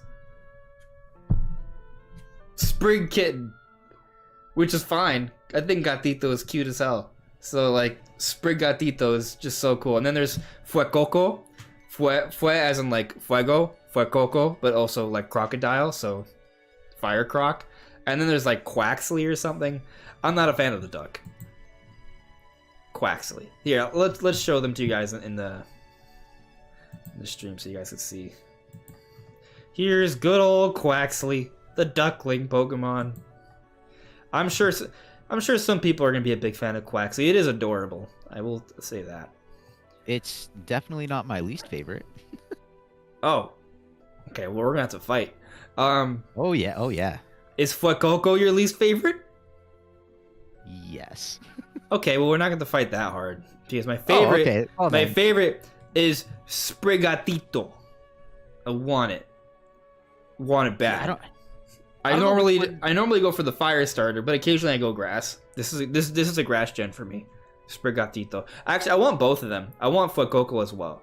Like, this looks like it has a lot of potential when it evolves. This is going to be Fuecoco is going to be your awkward Pokemon that has that nice arc to it where it evolves to be something cool. It has all the potential to become a giant bipedal like Tyrannosaurus crocodile fire dragon Pokemon, and instead they're gonna make it like fire normal sumo wrestler. Why am I not surprised? No, it's gonna be firefighting. No. Yep. No, it's gonna evolve into firefighting, and then just to mix things up and be the first in the franchise, once it hits its third evolution, it's gonna switch and it's gonna be fighting fire, just to make people angry. Wow. Because sometimes Game Freak just wants to see the internet burn. Maybe. Oh, people would lose their minds. I See, Quaxley is a pretty, like, that's actually a decent design. It's a duck with hair. It's a decent looking design. It's a duck with hair. Yep. Like, so what I want to do is actually do some research, and like I'm for certain that these are all based off something that likely has some sort of Spanish reference. I think there's a decent bet of that. It doesn't even necessarily have to be Spanish, but like I think there's clearly like something that's going on with each of these are inspired by something, right? Like obviously it's a crocodile, but are there even crocodiles in Spain? Like, I don't know. It's a cat, and it's awesome. Sprigatito. It's just like, just cat. See, that's the thing. Like, Yeah. when I first saw them, I was not impressed at all. Like, it took me a while to warm up to them at all. And I have a funny feeling it's because of the fire type looking super derpy standing in the middle. I think it was bringing the designs of the other ones down. And that one, and then like because it wasn't until I saw the designs on their own that I was like, okay, I don't mind these. It's like Quaxley, I kind of like the design. I'm interested to see where they go with it. Right. I wonder what types, what their second, if they're even gonna get secondary types, because they don't always get secondary types. But like, does it become you're... water flying or water ice? Because those are some pretty light blue. It isn't always the case, but there have been generations where that color palette does suggest the other typing it gets. Like for Gen 7, Poplio and Litten. Poplio pink and blue, Litten black and red, fire dark, Yeah. Fairy water, right? I'm saying them out in reverse, but you know what I mean. But like I could see it. You can go either way. It could be water. You could argue the white is going to mean flying, right? Like if you just want to go by color, which isn't always. It's not always an indicator. It just has been sometimes. But again, if you're looking at a duck, what makes sense? Water flying. Water flying.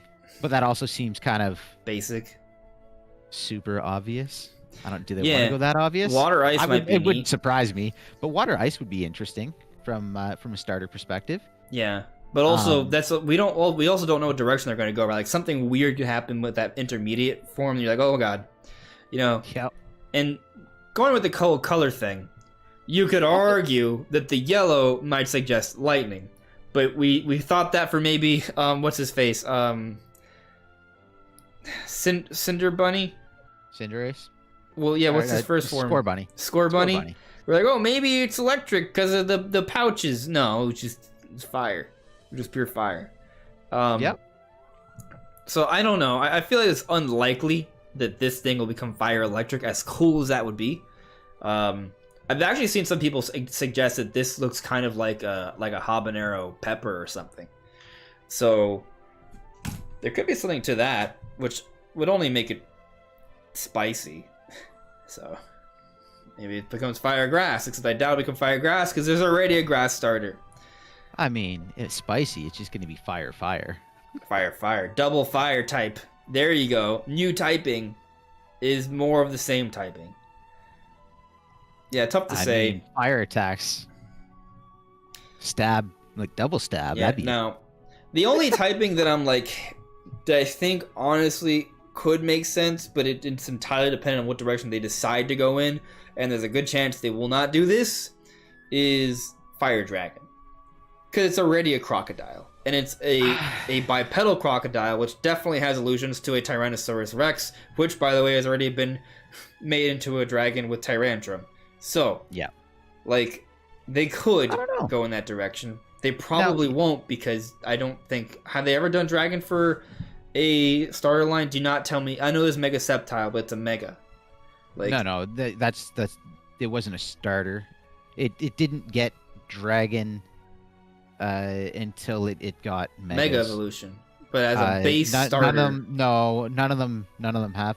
Well, Charizard also gets it through Mega Evolution. But again, through Mega Evolution. That wasn't a starter. Yeah. Because it's like those are some of the typings they try to shy away from. Especially to get early game, and level 36 is I guess it's not too early these days. I mean, if it's like a slow fire drag, like it's not. I don't think it's broken. I don't think it would be like it would just be. It'll be interesting. I mean, you can tell it's going to be slow. I mean, How is it going to move with those legs or those arms? Look at the description. The laid-back fire croc Pokemon that does things at its own pace. Sure. But the interesting thing though is because sometimes they'll have like a reverse, right? Like that sort of laid-back behavior could flip into a very energetic, speedy behavior with its next evolutions, right? True. It'll be crazy.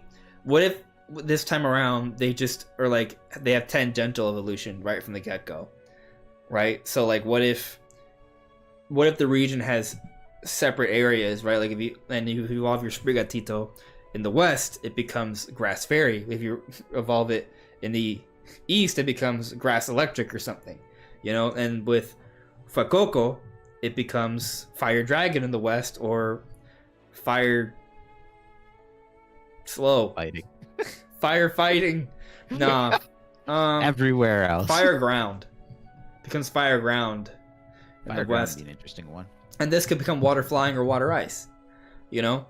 That's just an idea that's not based off anything besides it just being a cool idea. However, I will say this. There is one thing that I think can sort of it doesn't really suggest it, but with Legends Arceus, they've already shown that, hey, look, there is such a thing as regional variations for starters. Actually, they already technically did that with Pikachu's Raichu evolution, right? So, you know, Pikachu's not a real starter, so there's that. But so if assuming you don't count Pikachu as a real starter, with Legends Arceus, they've shown that even starters can have regional variation. So if they want to play to that idea and do something that's different, having tangential evolution for the starters this time around would absolutely be a unique, cool thing to do. Again, there's not really any evidence to support this. It's just a cool idea they just thought of right now. Yeah, no, it's interesting. I don't like. I really enjoy those odd evolutions. The ones that, you know, are not just you hit a level and you level up and boom, evolution. Oh, like yeah, just something unique to kind of get to evolve. Yeah. Play your game upside down. Swim in the find water. Break your switch. Smash your switch with a hammer. It'll become a steel type. Promise. Make it hold something and then spin around really fast. Okay. Or even just like using a stone or something. Like what if? Interesting idea. Like for example, level up at night. Like here's just again, just you know, a fun idea. So let's stick to my tangential idea, right? So maybe if you just evolve Fuecoco normally, it becomes a fire ground type, right? Because it's very laid back, likes being down to earth. You know, fire ground. You know what? This fire ground idea might actually be what it is. But anyway, what if you can take your Fuecoco to a special training ground high up in the mountains, and it can evolve in a different direction, and instead of becoming a fire ground type, it becomes a fire dragon dinosaur. You know, instead of a laid back fire ground crocodile. And then for Sprigatito, maybe normally it becomes like grass dark. The capricious attention-seeking grass Pokemon, because you know it starts to evolve into dark feelings of envy and jealousy and all that good stuff because it wants attention. But if you take it to the Great Fairy Forest, it instead becomes a beautiful, benevolent grass fairy cat line thing. That fairy forest in It's a cool idea, right? Was dark. It was fun, but it was scary. That was a really cool zone. I like that one. And maybe But no, they got Quaxley. It just becomes water flying because it's basic. But if you throw it into a tundra and let it freeze to death, it evolves into an ice ghost type or something. It just doesn't evolve. Yeah, it's just ice ghost. Yeah, we're just throwing out silly ideas. There's no real like evidence to any of this. Yeah, but I find Quaxley's description interesting. The earnest and tidy duckling Pokemon. Earnest and tidy. Yeah, I don't know if that what that implies about it, what it'll become. Yeah, I don't know where they're gonna go with that hair, but that hair is gonna be like a major thing that changes. Oh, what if it becomes untidy? Ooh. Yeah. Ooh. Oh man. Bedhead. There's some potential there for sure. The bedhead Pokemon. So there was what I want to take a look at. First, let me check with the chat real quick, and then we'll come back here because I want to analyze the battle scenes because I think there could be a lot there. But let's check with the chat real quick. Let's see how you guys are doing. There's some things I wanted to address before I continued. I see here that Joseph Faluco added me, and you as well, Dumo. You guys seem like such cool guys. Thank you. Like you guys look like you guys just like to have a beer with. I love how quality your conversations are. Much appreciated in this industry. Thank you very much. I'm glad you would love to have a beer with us and have a calm, cool discussion. I'll say, not much of a beer guy. I know I'm a little weird, but I would absolutely love to have a fun, engaging discussion with someone and have a drink. I'll probably just have like something on the rocks. I'm just not a beer guy, but I'll have a drink or two. Nah, I like having conversation, and I don't know. There's always a good conversation here. Everyone that comes on is always open for conversation, so it's good. It's good. Yeah. So let's see here. I've gotten a few ads, so I'm gonna focus on the ads, guys. Let's see. Chat has been relatively lit tonight. Can tell people are excited for this game. So Joshua Ayers had added me earlier. Great beginning to your video about the restart in your name. Also awesome new place. Not bad, but I missed the old place. So the old place is still a place. I will be going back there at some point. This is just an interim thing. This is not a permanent room for me. It's just I'm back with my family for a little while. But I'll be back there for at least a few months, and then I'm gonna get a new apartment and there'll be a different set. But we'll worry about that after the summer. Gotta keep it looking different. Come on. There'll be a new set coming soon, but we will return to the old set for a little while before that new set comes around. But that'll be in a bit. Darcy added me. Hiragana, Dakuten, Katakana are actually not hard to learn. It's kanji where things start getting rough. And you see, I don't even know what any of those are, but kanji. I've heard of katakana though. Maybe someday I will take that Japanese course. I may need more than one though. Probably. I mean, pretty much for any language, you need to take several courses before you have a good working understanding. That or just actually like speaking the language with people. Just live there for a while. Yeah, it'd be fun. Maybe that's where I'll go. Not yet. Casual Noob Gamer added me. Do you feel strongly that if Breath of the Wild is delayed, that we get another Zelda game like Wind Waker or Twilight Princess to hold us over as a Zelda title for this year? Absolutely. I do feel strongly that there will be a physical Zelda release that will come out this year. But I feel strongly that it's going to be Breath of the Wild 2. So, it's going to be Breath of the Wild 2 probably. But if Breath of the Wild 2 is delayed, I actually do agree that Twilight Princess and Wind Waker HD are good candidates to be the holdover titles. I just don't think Breath of the Wild 2 is getting delayed. But if it is, yeah. I think it'd be the quickest to get ready in case of an emergency. I think it is ready. I think that's probably why they haven't announced it, because in case there's an emergency. Like, Yeah. it may very well be the case that Nintendo's not even 100% certain if Breath of the Wild 2 will make it out, and they have those games at the ready. That's totally possible. Although at this point in time, I would say that because we passed by the February Direct and they did not announce a Zelda remaster, I think we're pretty much in the green for Breath of the Wild 2's release date being this year. I could be wrong on that, obviously. They could announce Twilight Princess Wind Waker HD for the summer as a late year release, but I just don't think Ports of Ports is a good late year release kind of thing. It's a panic release. Yeah. To me. That'd be like a mid-year thing, if anything. But if it came down to it, and it's like, oh well, we don't. This is like Breath of the Wild is missing. We're not gonna hit this marker. Okay, Yeah. well then just release this instead. Tell you what, I can see that, but yeah, again, it's not the fact that. Like, not even that they didn't say anything, but the fact that I have not seen any rumors at all as to outside of people speculating. I haven't seen any rumors from any of the big sources being like, no, it's looking like it's going to delay. it's been to the contrary, actually. Yeah. So to me, Do you remember when Per Schneider from IGN? I think he was on. I'm not. He may not. I don't even think it was his own podcast. I think he was on Nintendo Voice Chat. I could be mistaken on... Well, Nintendo Voice Chat is IGN's podcast. Forget what I said. But he was on a podcast, and he said that he heard that things are lining up for Breath of the Wild 2 to come out this year.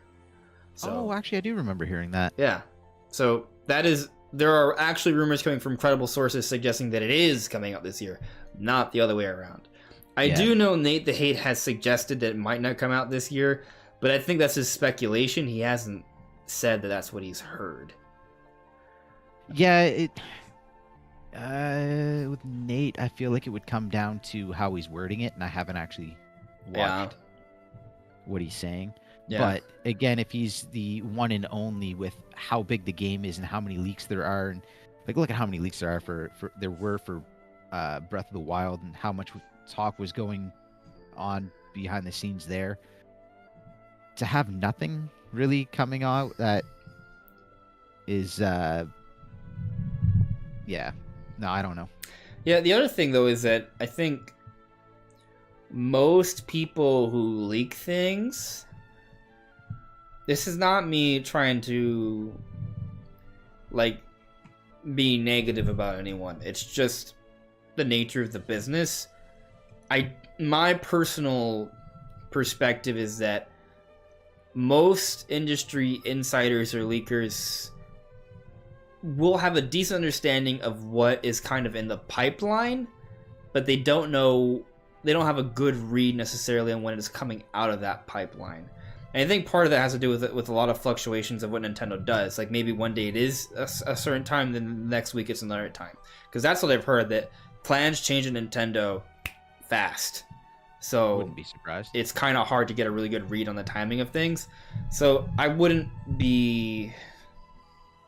Basically, I just think that there aren't too many people that would know, that would tell us.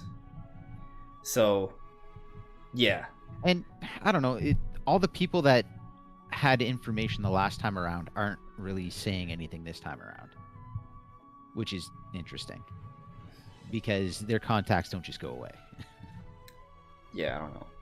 Nintendo's is pretty good about being tight-lipped about Zelda too, so there's that. Yeah. So until we get information suggesting otherwise, I'm still sticking to that Breath of the Wild 2 2022 release. Because Nintendo told us it would come out then. Like, if Nintendo literally told us, then who... If Nintendo tells you it's happening and you don't believe them, who will you believe? You know? I mean, again, they could delay it. They absolutely could. But I don't think they're gonna. See, Casual Noob Gamer also added me for an additional comment here. I feel the package deal we have is a result of 2020 COVID production delays that spilled over to now. Maybe. Maybe that includes Breath of the Wild too.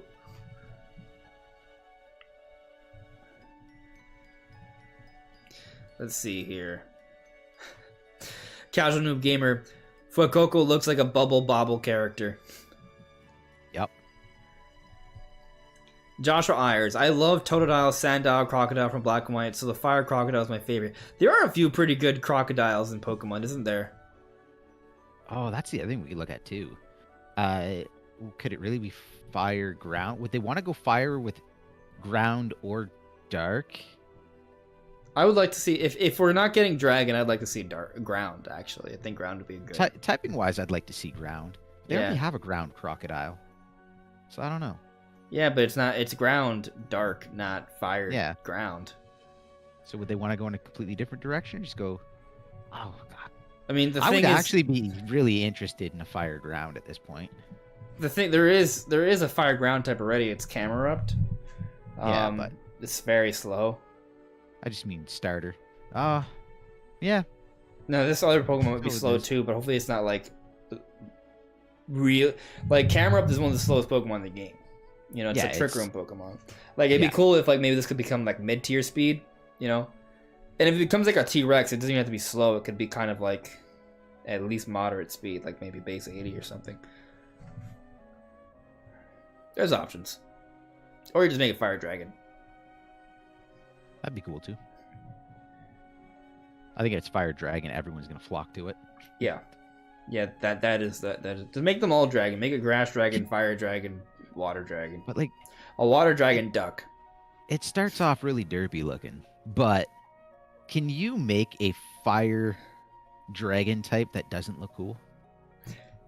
And still call it a Fire Dragon type? I mean, realistically? I mean, Fuecoco doesn't look that different from Larvitar or Gibble.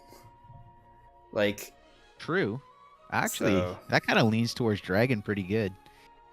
But again, then when they became dragons, I mean, Larvitar is not really a dragon. It just learns dragon moves. Yeah.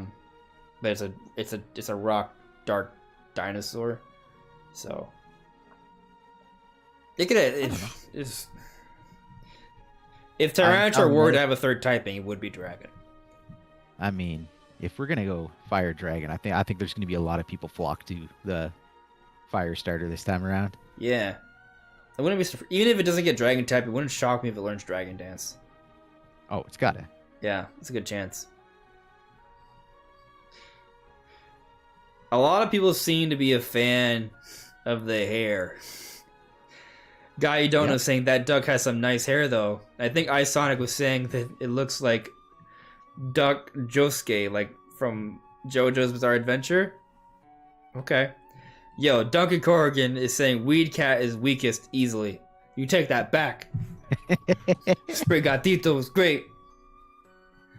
Oh, the fighting. We're all entitled to our opinions.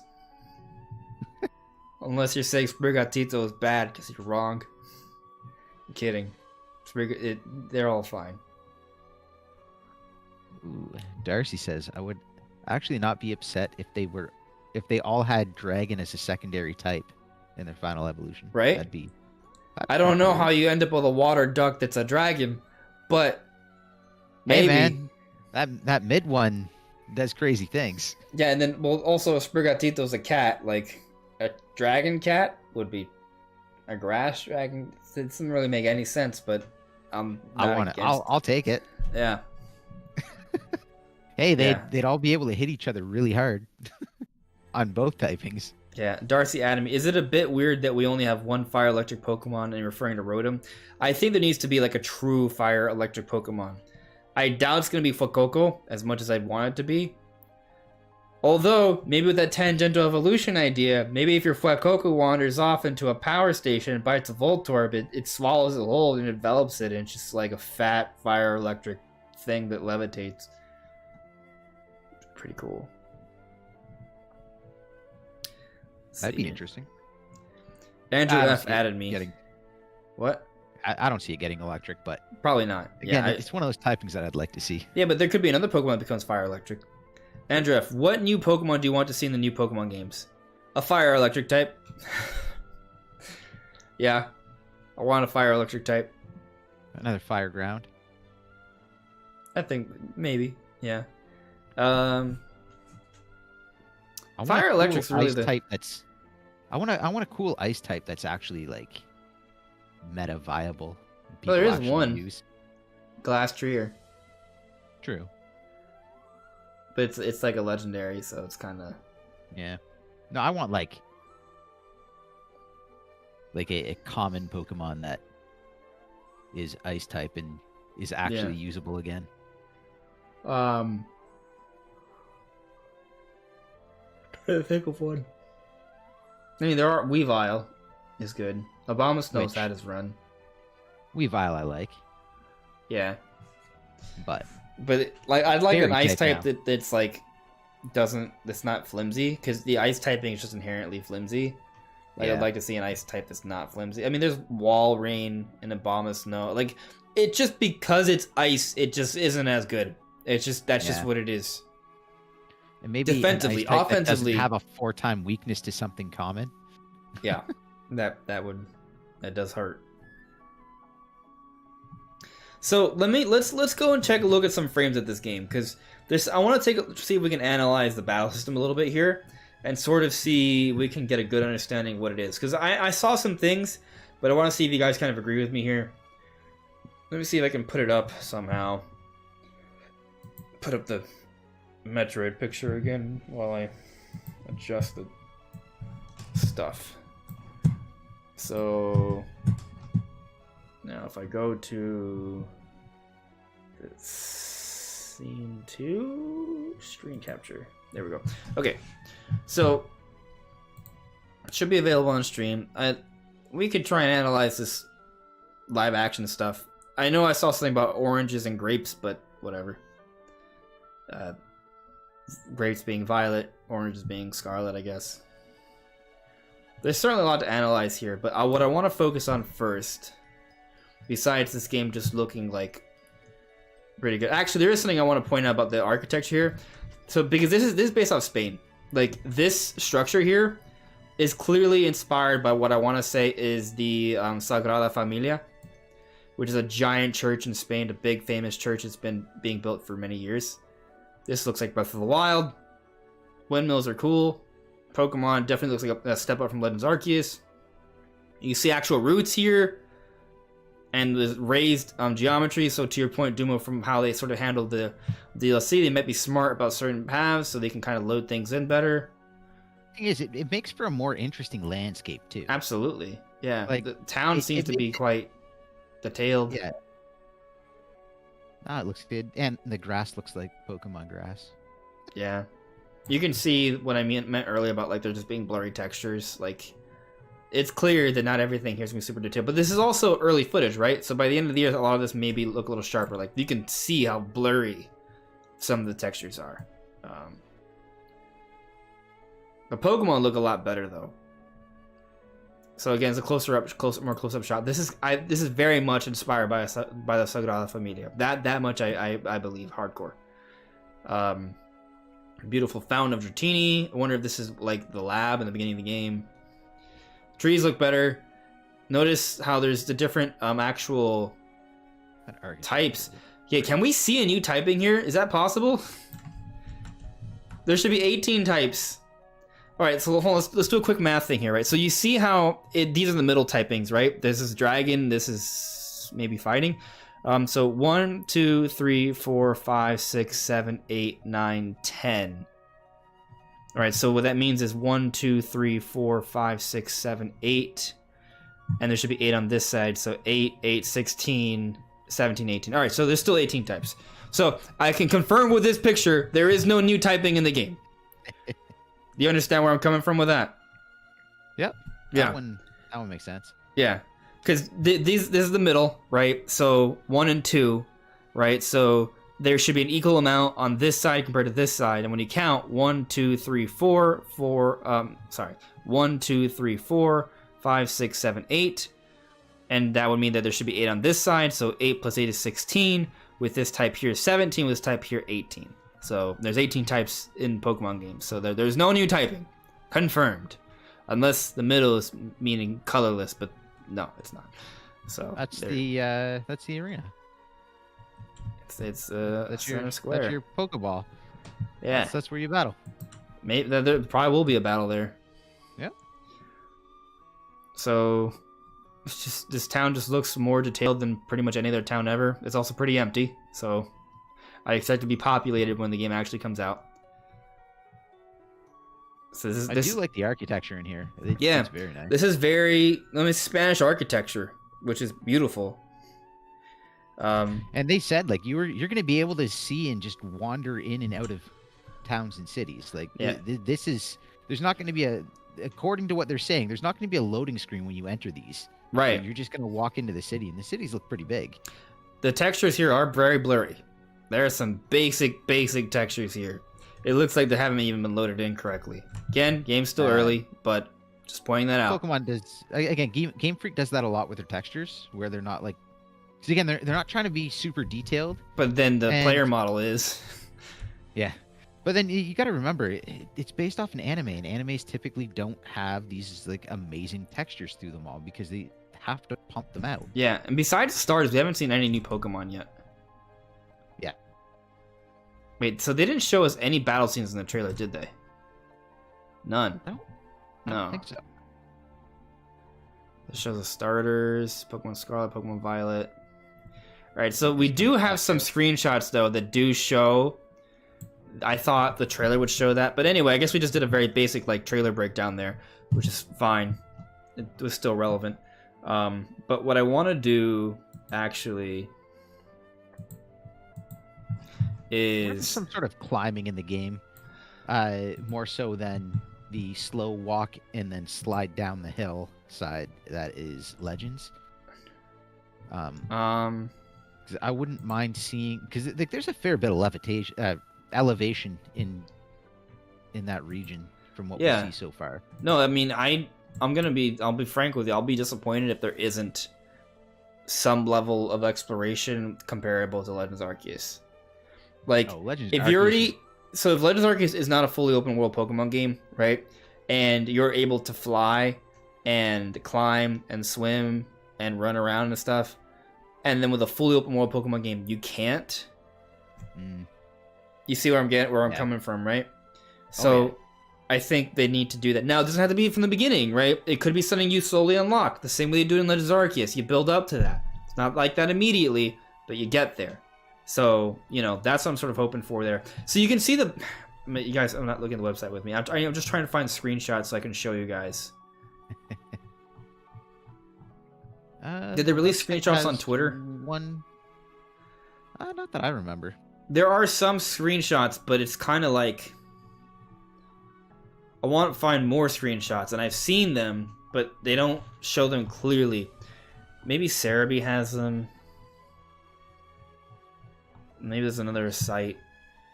Cerebi's been dropping a lot of stuff. Also, I don't think Nintendo's been tweeting about Pokemon. Maybe because they're pissed because Pokemon's coming at the same time as Zelda. They'll know that stuff way in advance. Yeah. They won't. I'm trying to see if there's screenshots on Twitter. Difference. I don't see screenshots on Twitter. I've already found a couple screenshots that show what I'm saying, but there's more, and I just want to show you guys those in detail. And they're not in the trailer, so I'm just trying to find them. There's one of you fighting a Zoroark, and I can't. So it's just not there. All right, can't find it, but I'm gonna show you guys the website anyway, and we're gonna analyze what we do have. So where's that website? Okay, put it back up on a stream for you guys. All right, so you can see here, it shows in the background you're fighting a Zoroark, or you're fighting a Zoroark, but it's from the perspective of the... I don't know. Someone's fighting a Lucario, someone else is fighting a Zoroark. You saw them flash by very quickly. I want those screenshots. You can't find them. But the screenshots I do have on the website do show what I'm still alluding to anyway. So there's this one shot here. Let me see if I can open that up in another tab so I can get a bigger look at it. So the reason why I want to take a look at this is because to me, this screams, along with the other two battle scenes that we couldn't get a good look at because they were just in the background, it tells me that the battle system is basically like Arceus. You see what I'm referring to? Yeah, Or are you looking for the screenshots? I wasn't sure if you were looking at the stream. I got it. You- If you decided to be on go to Twitter? your Twitter DMs, Okay. someone put up 4 screenshots. Sweet. One of them is the Zorak fight. All right, let me pull it up real quick. Thank you for being the ultimate G here and finding it for me. All right. I don't know where this person got it from, but and it's not it's not the cleanest looking picture. It'll do. I'll put it back up for you guys. All right. So this, let me see if I can open this up in its own tab, that way you can see it a little bit more clearly, more centered. Yeah, that's centered. All right.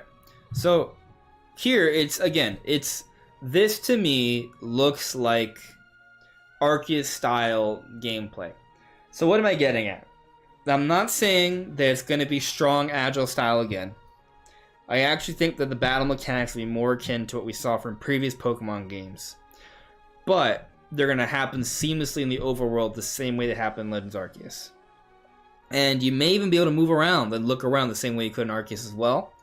Like that I think they're going to be bringing over, but still implementing the core speed mechanics, turn mechanics from previous Pokemon games along with the other stuff. That's what this looks like to me. Do you agree or disagree with that observation? Oh, fully agree with that. It it looks like, again, the evolution of what they were doing in Legends, where it's gonna have to happen. Seamless transition. It's just in the environment, right? And they're finally actually coining this as the open world Pokemon game. This is not the game you make back steps. You make forward steps. And the footage or the screenshots here support that idea. I'll go back to the other one that I had up. Did you find the other one with the girl? I did not. Oh. The original tweet that they put out of the trailer, welcome to the open world of Pokemon. Embark on an open world adventure in Pokemon Scarlet and Pokemon Violet, arriving on Nintendo Switch in late 2022. So in that short bit, they emphasized open world twice. Yeah, and actually on the website they do the same thing. I'll read it here too. It may be very similar. The Pokemon Scarlet and Pokemon Violet games, the newest chapters of the Pokemon series, are coming to Nintendo Switch later this year. With these new titles, the Pokemon series takes a new evolutionary step, allowing you to explore freely in a richly expressed open world. So, if they say explore freely in a richly expressed open world, I better be able to scale those mountains. Just saying. They may not do that, but if you could do it in Arceus, you should be able to do it in this, I would say. Like, it just looks like... Okay, if you're looking at the stream right now, you see some of these mountains, they look like climbable mountains to me. Like, especially this green one here, it's a very Breath of the Wild. These feel very Breath of the Wild-esque in the sense that, like, they're showing things in the background that you look like you can eventually get to, you know? Like, this here has sort of screams like Heber Mountain, kind of, you know what I mean? Or like this like Death Mountain, kind of. Like, it feels kind of like that. You can very obviously at least get up to this hill over here. And this one in the nighttime, the top of this, that looks like you can get up to. Like, it looks like you should be able to get to these things. Now, I don't know if they'll also have flying, but, I mean, they had it in Arceus. I mean, if it's an open world game, is it really an open world game if you can't stand on top of the highest peak and look around? Yeah. Yeah. Like, can you really call it an open world when you can't get to the highest peak and have a good look around? Like, a big part of this is just enjoying the environment, the world that they built. It's a pretty looking world. Even though up close there may be some technical limitations, like you look at these screenshots and you're like, hey, this is...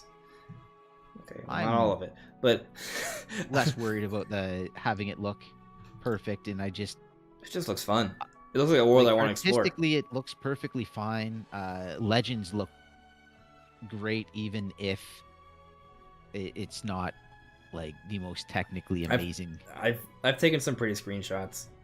I'll just read more of the text here. Various towns blend seamlessly into the wilderness with no borders. They're making it very clear this is all a seamless thing. In Sword and Shield, the towns and the wilderness were separate. Not this time. You'll be able to see the Pokemon of this region in the skies, in the seas, in the forests, on the streets, all over. So when they say you'll be able to see the Pokemon of this region in the skies, if the Pokemon are in the skies, what do you think that implies? Hey, I rhymed. If you can see the Pokemon in the skies, what do you think that means? You can reach them in the sky. In other words, maybe you can fly. I don't know if you can catch them in the air, which would be cool. But you, at the very least, should have a way to reach them. You know? So, being able to scale up areas, just think Arceus. Similar deal. You'll be able to... Pokemon fly in, like, overhead early on in the trailer, too. You may be right. We'll take a look at that again. You'll be able to experience a true joy of the Pokemon series, battling against wild Pokemon in order to catch them, now in an open-world game that players of any age can enjoy. So, here it does suggest the game won't be as difficult as Legends of Arceus, which, yeah, that's kind of a given. Battle against wild Pokemon in order to catch them, now in an open-world game.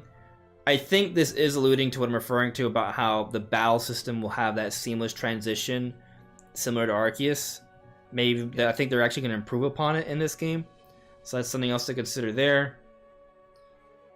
What do they say about the starters? Probably nothing too substantial, but the 3 Pokemon from which you'll be able to choose your first partner are Sprigatito, Fuecoco, and Quaxly. How will you meet these 3 and what sorts of Pokemon are they? Well, we'll find out when we play the game. That's pretty much all they say. Oh, there's a few more things. As one of the main characters, you'll set off on your adventure. Your outfit will vary depending on whether you play Pokemon Scarlet or Pokemon Violet. Who knows what kind of story awaits you? You know what? Let me put something in the chat for you guys. I'm just kind of curious where we're at now. I know some people are already going to bed, but let me put up a poll here. Just kind of see where we're at.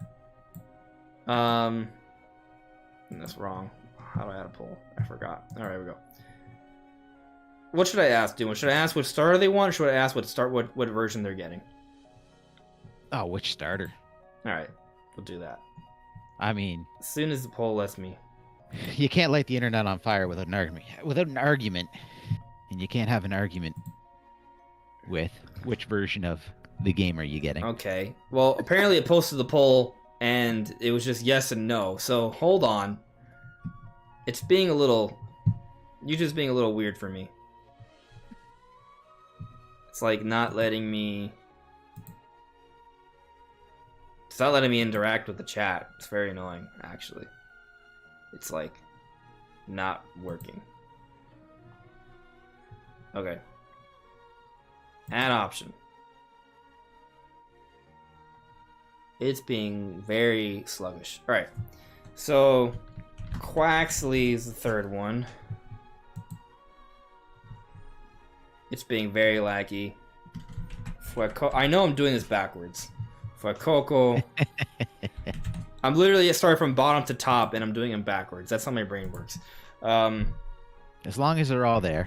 They'll be there, and in order. I mean, as long as Quaxly's there. So, we got Sprigatito, Fuecoco, and Quaxly.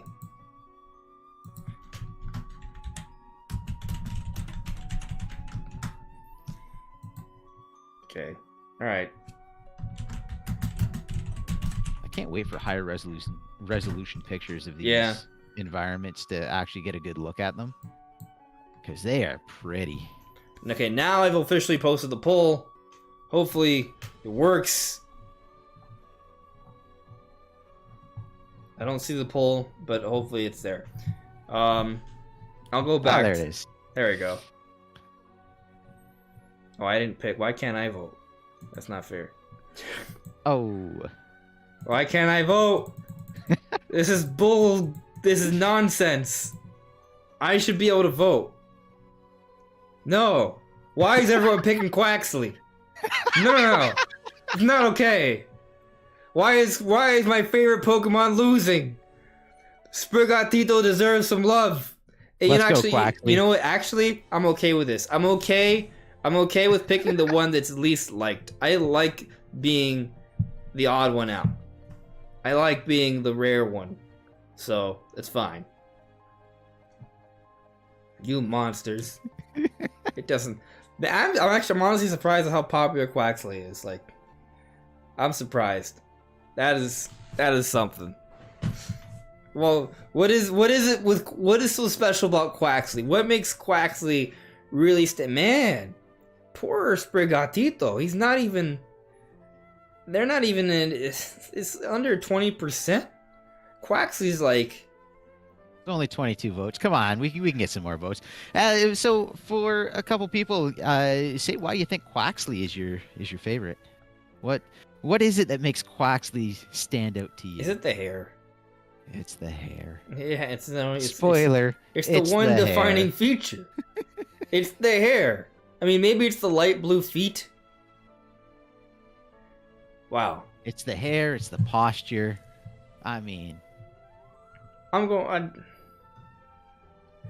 Sprigatito looks like trying too hard, and Boy Coco. I mean, yeah. I just realized we've been doing this podcast for about 2 hours. Noise. I thought we were at an hour and a half. I was like, wait a second. The sailor hat hair. There you go. Is it JoJo reference? Yeah. I do see about the JoJo reference. I understand that. I did watch that season. Yeah. All right. He's a jet. Yeah, let's go.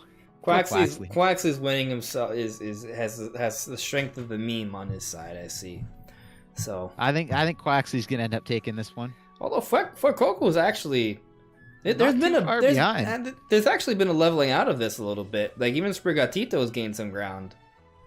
Yeah. Okay, well we'll leave this up for a little while. It's only been up for 2 minutes, so we'll see how it goes. Guys, go to the poll. Tell me what you think. Who's your favorite starter? You know what? Let's do some campaigning here for a little bit. We're gonna go on for a few more minutes, and then sounds good. Good. We'll go on. Well, let me pull up the right panel here. And actually, guys, any final questions or points you want to put in the comments below, do so now. We're like in the last 10-15 minutes of the podcast is what I'm getting at. So, questions, do them now so we can get to them. All right. So. Let's do some campaigning here. Although, I am curious. I'm going for Scarlet because I like these clothes more than these clothes. That's basically it. I'm a big fan of Scarlet with the name Scarlet and Violet. I think those are good name choices. I like it. Better than red and blue. One of my friends, the big things they said is they're going back to colors. Yeah, that was one thing they were very, very happy with. Yeah, it's like a nod Violet, back to. I don't know which one I like more. They're pretty even for me. So all I'm gonna do is I'm gonna talk to my community, and whichever one has the least amount of people pulling for it, I'll get that one. Just so that we can kind of even it out a little bit. Yeah, I know. I am noticing. Or of course here. We're gonna look at what the cover Pokemon is the other one. Yeah, good point.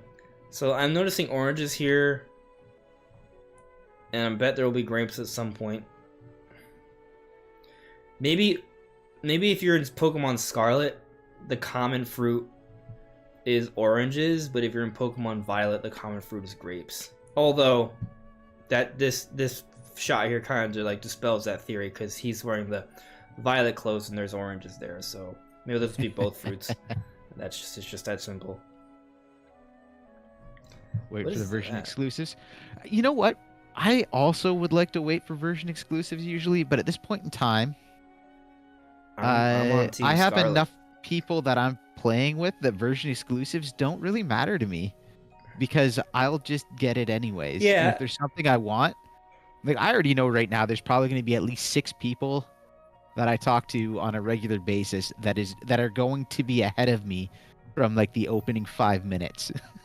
And they're going to stay ahead of me and pulling ahead of me until they hit the end of the game, and then that's when I'll catch up. So I will always have access to things. That's just kind of the way it's going to be. Early game Larvitar. What? No, I'm just looking at the screenshots. I'm just noting that that's Larvitar's. It's a pretty early on thing to see. I'm assuming it's early game. I mean, you can change your clothes, and he has the clothes, and then it's the first. Oh, they of won't the game. change. They won't change clothes anyways. Not for these. They'll be in the starting clothes right up until they announce the customization. I think they already alluded to the customization. Oh, it's Pokemon. There's going to be customization. I think they say here on the website, actually. Yeah, I mean, I know. As your outfit will vary depending on whether you. Okay, so they actually don't really allude to it. They just say it'll change. It'll vary depending on which one you do. I just don't. I don't hate it, but I'm like, why do we have to be like? Look, there's the other shot of. It's very Arceus style. This what we're seeing here, and someone else noted in the chat that the Pokemon do look more detailed. I mean the game just looks like a significant visual upgrade over Arceus. You know, it might not even be so much that they're more detailed. It might be that I think it is. What it might be is that the world it's way more colorful. Resolution might be changing. Like it might be a variable resolution for frame rate issues. Whereas they keep things like the Pokemon at a specific resolution to have them not drop. So you're talking about the model standing out. Yeah, so like to have the models always look good. I'd have to. I can't say that like this. I'd have to like actually put them side by side, because otherwise it's just me saying like, yeah, it looks way better because I'm excited. Yeah. So let's check in with the chat. Let's see where everyone's at here, and we'll close out this discussion, guys. Anything you want to ask in chat? It's all fair game. I see Sprigatito has gone back down. That's okay. I'll give it some time. If we could get a couple more votes Quaxley and get that pushing 50%, I'd be pretty sick too. All those Sprigatito votes went to Quaxley. All right, where are we at in chat? Joshua Ayers, on this last question. OMG, when is Pokemon Home going to be available for Diamond, Pearl, and Lead Arceus? Why was it not in the Pokemon Presents? That may just be something to just shadow drop at this point. They're like, hey, it's available. There you go. Or they'll announce it on Twitter. And then a few days it'll happen. Yeah, no, that's going to be a Twitter thing. Yeah, maybe it comes out once version 1.1 of Arceus is ready. Yeah. I can see that. Pinecone 531. Do you think there will be a new Pikachu clone this generation? Yes. Is there always one every generation? Yeah. Pretty much. I can't think of a generation without one. Alright, so Gen 1 was Pikachu. Gen 2 had Pichu, but then also Meryl, which people used to refer to as Pikablue before it got its official name. Gen 3 had Plusle and Minun. Yeah. Gen 4 had Pachirisu. Yeah. Gen 5... Was Gen 5 Emolga? I want to say yes. I think Emolga is Gen 5. Yeah. Yep. Emolga is Gen... Okay.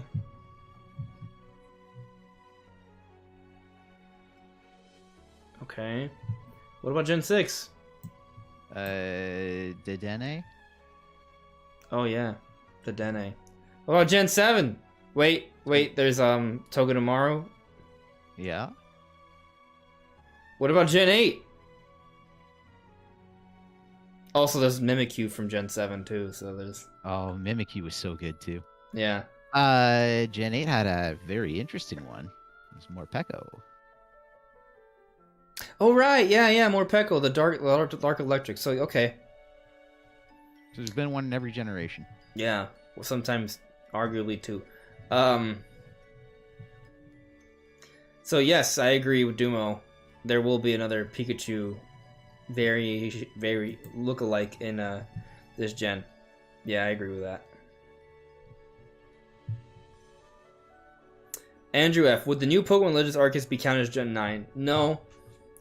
They're officially Gen 8 Pokemon. But you won't be able to play them in Gen 8, it seems like. We'll see on that. It's very similar to when we got Melmetal and Meltan in Let's Go Pikachu and Eevee, and you couldn't take them back to Sun and Moon. If I remember, could you take them? I don't think you could. No.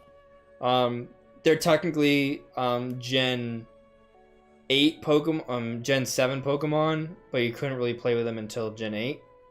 So it's gonna be kind of that situation. So if we're talking about classification, they're Gen. I get confused with them. They're Gen 8 Pokemon. The Arceus new Arceus forms of Pokemon are all considered Gen 8, not Gen 9. And actually, you should consider that good news, because then that doesn't really take away from what would be the considered additional Pokemon that come into it, right? Like, so they're not going to be like, hey, well, we added 100 new Pokemon, but we're counting the Arceus one, so it's actually only 80. No, they're gonna just add them. I don't think they're gonna add 100, by the way. I think they maybe add like 60 to 70 new ones. I don't even know at this point. I'm curious what the end deck size is going to be, just due to the cut down. They did actually mention something about. There was a tweet someone was talking about Pokemon Home, and how there was a message on screen at some point that basically confirmed that it's still a cut down Pokedex. I don't know where this was from, but each game that can receive Pokemon via Pokemon Home can receive only Pokemon that can be obtained in that particular game. To find out which Pokemon appear in Pokemon Scarlet and Pokemon Violet, please look forward to the review of those games, which basically means if it's not in the game, you're not transferring it in, which means that there are going to be things that you can't transfer in. Yeah. But personally, I'm on the side of I want to see what they can do with a cut Pokedex when they're not fighting with that logistical nightmare. When they pick a specific number that they're going to put in for whatever reasons that they choose that make sense to them, as long as it's enough that there's variable, like there's some variety. I don't really care. I mean, you can tell with this gen, they're definitely like actually working on each model, right? Like there's more texture work and things like that going into them, so they're updating the models. Yeah. Too. So that's something to consider. Man, Sprigatito really is very unliked. Hey man, Fuecoco catching up to not only has it caught up, not bad. It's winning. They're both at 42%, but it must be like Fuecoco's 42% plus 1, because it's ahead of Quaxley. 14 minutes in. Where's the Sprigatito gland? Gang. Sprigatito gang, come in here. We need you. Yeah. Zalala, well, definitely not Breath of the Wild 2 in 2020. It's going to release the Pro most likely in late 2023, hopefully sooner than that, but definitely in 2023. I don't necessarily agree with that. We don't know for a fact, but the game's still slated for 2022. There are going to be multiple games coming out at the end of the year, not just Pokemon. So we'll see. Yeah, I don't see Pokemon pushing it out. It doesn't make sense to me. Paulton, do you think Gen 9 Pokemon will be in Legends? So, like, will Pokemon in Scarlet and Violet end up in Arceus in some sort of, like... When you say Legends, do you mean a Legends sequel, or do you mean Legends Arceus? If you mean Legends Arceus, I think the answer is a hard no. If you mean the sequel, then yeah, for sure.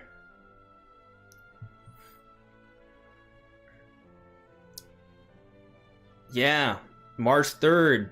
That's right, Josh. That's right, Birdman. The Switch is going to be at 5 years very soon.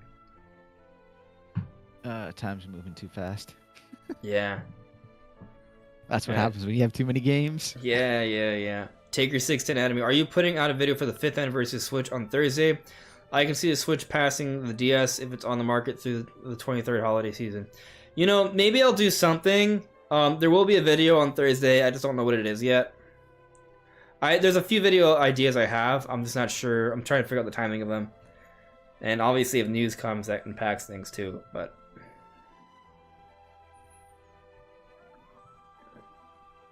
I don't know. K-Toad. I wonder what the name of the region is going to be called. That's a very interesting question. The game is clearly based off Spain, so I would think definitely maybe something that sounds a little Spanishy. Like for example, Alola sounds like Aloha, right? So let's take that into consideration. Kalos though is based off what? France? And is Kalos inherently French sounding? No? I don't think so. No? But... Unova is based off New York. Not really. I don't know. I'm pretty sure New Yorkers in movies say that all the time. Unova, yeah. Man, that Unova. It's just like my coffee, my water. I don't think so. I don't know. It seems... I mean, it's going to be based off... It's based off Spain, so that's pretty much all we have to go off of. Yeah, you're just going to have to wait and see. That's not... It's going to be a 5 to 6 letter word. Because that's what they always are. So, Kanto, 5 letters. Johto, 5 letters. Gen 3 was... So you got Kanto, Johto. What's Gen 3 called? Oh my god. Forgot Gen 3. Gen 4 Sinnoh, which is 6 letters, right? S-I-N-N-O-A. Yeah, 6 letters. Gen 5 Unova, 5. 6 is Kalos. 7 is Alola. Well, Kalos is 5. Alola is... Lo, 5. Gen 8. Where's Gen 8 again? Galar, 5. Galar, thank you. What was Gen 3? Hoenn. Thank you. Hoenn. Thank you, brain.